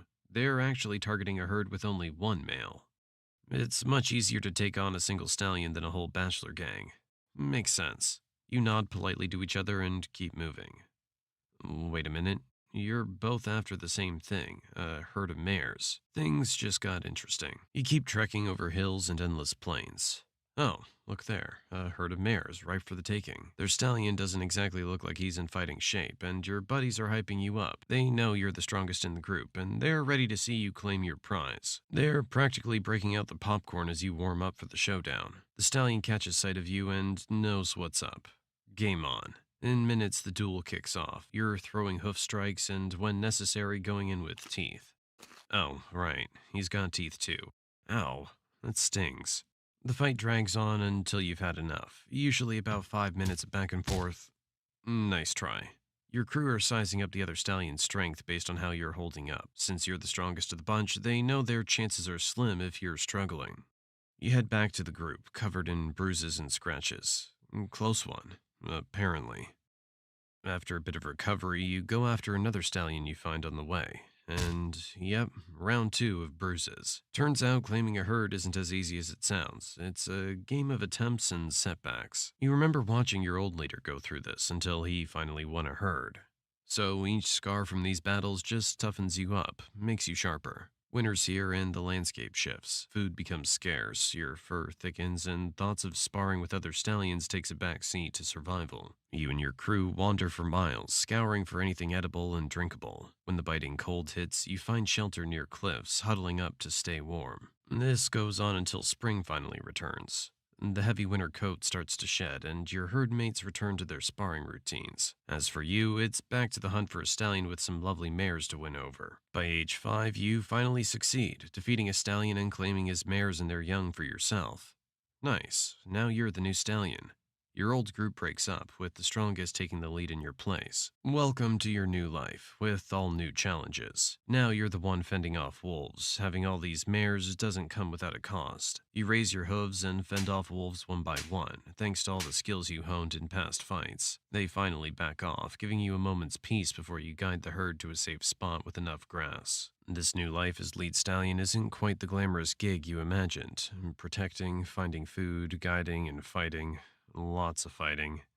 Now your opponents range from wolves and mountain lions to ambitious young stallions who want your spot. Your mares mostly keep to their roles, giving birth, caring for the young, and watching you throw down in fights. At this age, you're at peak strength, nearly unbeatable, and if you get injured, the mares look after you. So lucky. Winter rolls around again, bringing fresh challenges, long treks, and gnawing hunger. You lead your herd to the spots you think might still hold food and water, relying on the wisdom you've built over the years. At least in winter you get a break from those young stallions, though there's the occasional wolf that still needs a reminder of who's boss.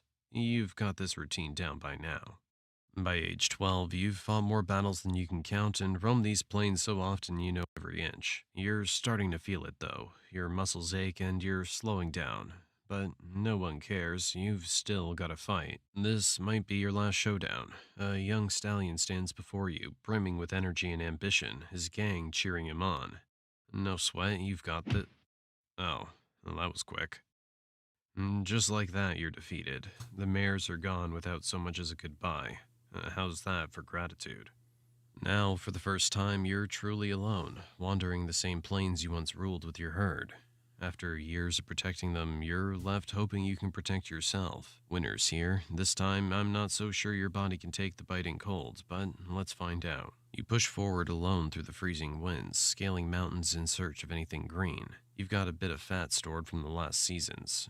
Hopefully it'll keep you going. You keep moving until you find the side of a rocky cliff and settle down beneath it for shelter. Remember when you used to huddle here with the herd, all packed tight to stay warm? Now it's just you, no one to lean on. Think they even remember you? Oh, look over there. There's that old wolf you've taught a lesson to so many times. Looks like he might be back for a little revenge. And he's brought friends. What a way to go. Dinner for a bunch of mangy wolves.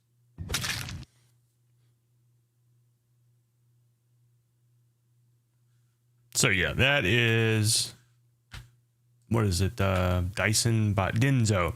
There's a bunch of different ones like this, very similar, very similar animation style, but it's just this guy's voice. I don't know if he's the first one to do it, but he seems like the biggest and the best.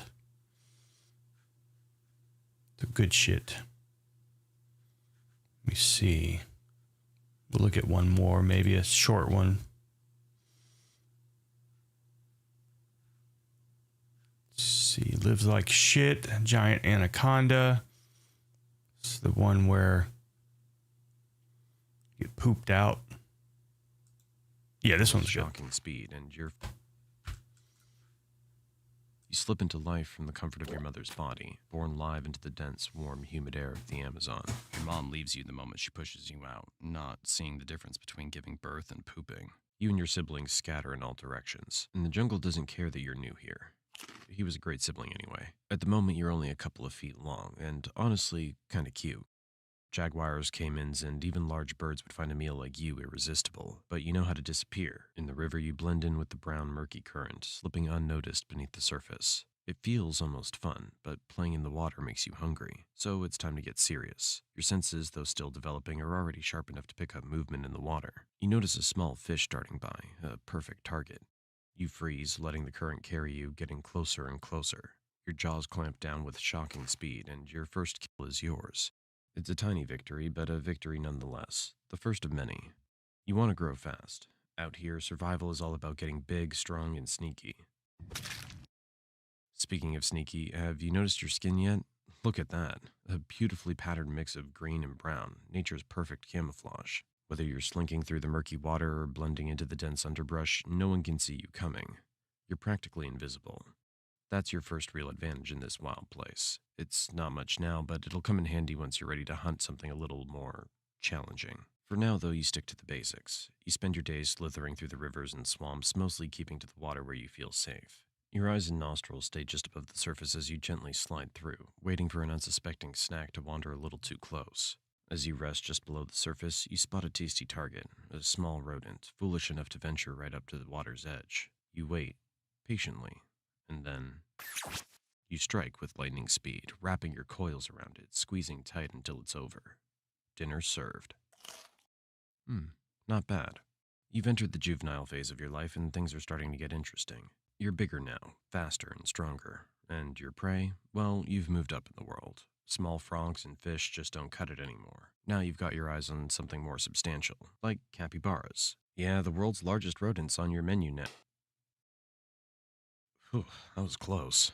But don't get cocky just yet. You're still not the biggest predator out here. There are jaguars, caimans, and other anacondas that would love to make a meal out of you if they get the chance. You gotta stay sharp and use your camouflage to your advantage. Oh wait, it's a caiman basking on the riverbank. It's not huge, probably a juvenile like you, but it's still a risky move. You think about it for a moment, weighing your options. Should you go for it? Could be your first big test as a hunter. Why not? You slink into the water, sliding gently toward the caiman with the grace of a shadow. Your muscles coil, ready to strike, and it wasn't as tough as I thought. That's your first taste of success as a true predator, but let's not get ahead of ourselves. Not every day's a win. There are days when your prey outsmarts you, like that one time you tried to take down a capybara but ended up being dragged halfway across the river before it managed to escape. Yeah, that wasn't your finest moment, but don't worry, no one saw that. The good news is you're still growing, and with every meal you get a little bigger, a little stronger, and a little wiser. By the time you're fully into your juvenile phase, the jungle doesn't feel quite as intimidating anymore. Sure, there are still big predators out there, but you're climbing the food chain, and fast. As the months roll by, you become more and more comfortable in your environment. You've perfected the art of hiding in plain sight, waiting for hours, maybe days, or weeks. Ah, finally. A group of capybaras grazing near the water's edge. You sink slowly beneath the surface, your eyes barely visible as you approach. You wait, your muscles tense. And then, what? Where did this jerk pop up from? Do you think he'd mind if you asked for just a small bite to curb your hunger? No, maybe that's not such a good idea. Let's get out of here. You continue to refine your skills, learning more about your environment and your place in it. You've mastered the art of stealth, using your patterned skin to blend seamlessly into the jungle around you. You've developed a keen sense of smell, allowing you to track prey even through the thickest underbrush. And your body? Pure muscle.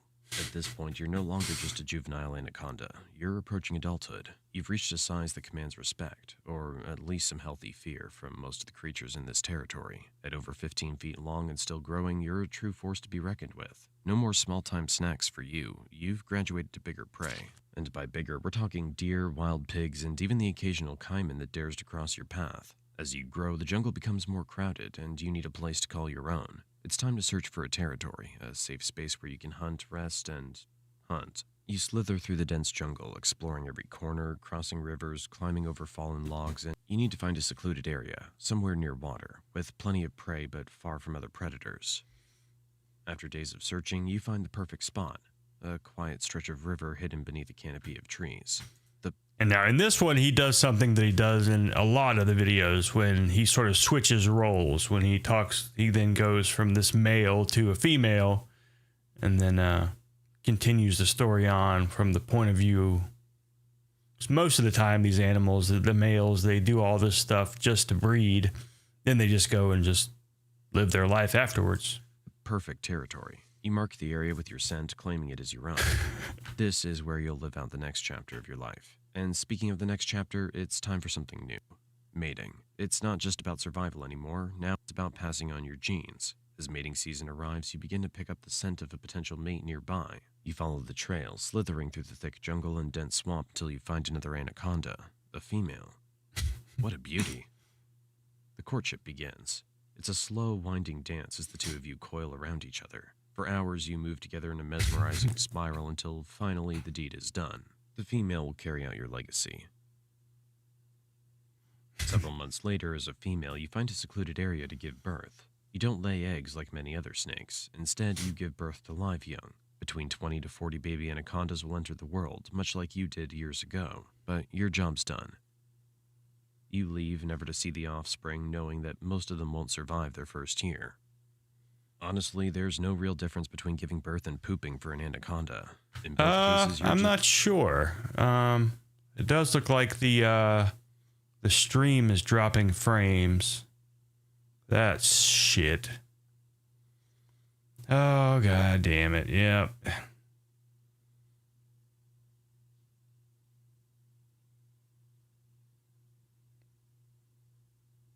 Looks like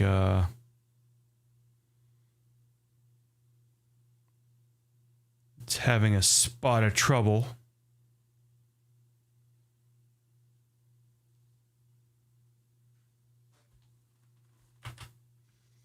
Make sure there's nothing, usually that any kind of copyright stuff doesn't, yeah, not receiving enough video to maintain, blah, blah, blah. Holy, and I don't know. It might, I think it just fixed itself. It looks like it's fixed itself. Everything's back to green.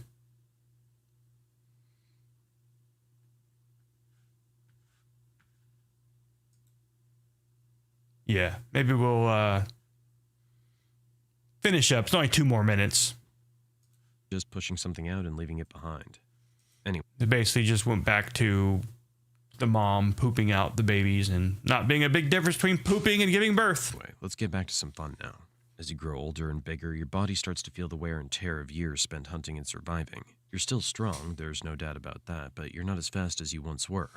The youthful energy that once fueled your every hunt is starting to fade, and you find yourself needing to be a little more strategic with your moves. As you lie submerged in the cool waters of a river, you sense something moving nearby. It's a capybara, casually grazing at the water's edge. Normally, you wouldn't bother with something as small as a capybara anymore, but today you're feeling a little nostalgic. After all, it's been a while since you last took one down, and there's some... Why you just got a notification, I'm not sure. The bit rate sort of shit the bed and dropped to almost kicking me off stream, but it finally corrected itself, and so it may have re-sent out notifications. Something satisfying about going back to where it all started. You wait, watching. Your body completely still beneath the water's surface. And he misses. The capybara inches closer, oblivious to the danger lurking just beneath its feet. And then, in a flash, you strike. Your coils wrap around the capybara in an instant, and within moments, it's over. You've still got it. But as you swallow your meal, you can't help but notice that it's not quite as satisfying as it used to be. Sure, the thrill of the hunt is still there, but something's changed. You've grown, not just physically, but mentally. One day, as you stalk a young deer near the water's edge, you sense that something's different. Your muscles coil, ready to strike, but just as you lunge, something goes wrong. The deer senses you at the last second and bolts. You try to chase, but your body doesn't move as quickly as it used to. You miss. The deer escapes. It's the first failed hunt in a long time, but something feels different this time. You feel the exhaustion deep in your muscles, the weight of the years finally catching up with you. You slither back to the water, but you know that it won't get easier from here. In reality, most anacondas don't die in battle. They simply grow too slow and too tired. Eventually, the jungle takes them back. All right, so yeah, that one there's a good one too. Why it sucks to be born as a black eagle or something like that. So yeah, let me drop Denzo as if he needs my fucking help with his almost 500,000 motherfuckers. That's why did it suck to be born as an eagle? I thought it said black eagle. Huh. Hold on. You're inside a thick shell egg. Not gonna watch this, but yeah, a brief story about a black. It is a black eagle. It's not just an eagle. So, anyways. All right, so this is, let me get back to here. No, not featured. Just give me the damn channel name.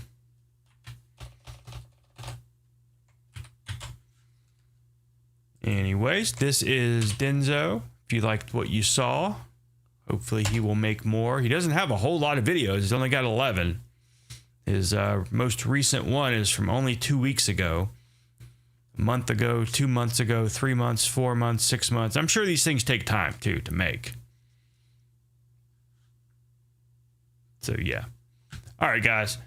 I am getting out of here. I'm going to go put my camera mount back on the gun and go do some IRL streaming. But we will do it again tomorrow. Was going to play some games tonight, but shit just didn't happen. Maybe we'll try again. I want to play more of that body cam video game. Something. We'll see. We'll see what's up. Have a good evening, and we will see you tomorrow. Goodbye.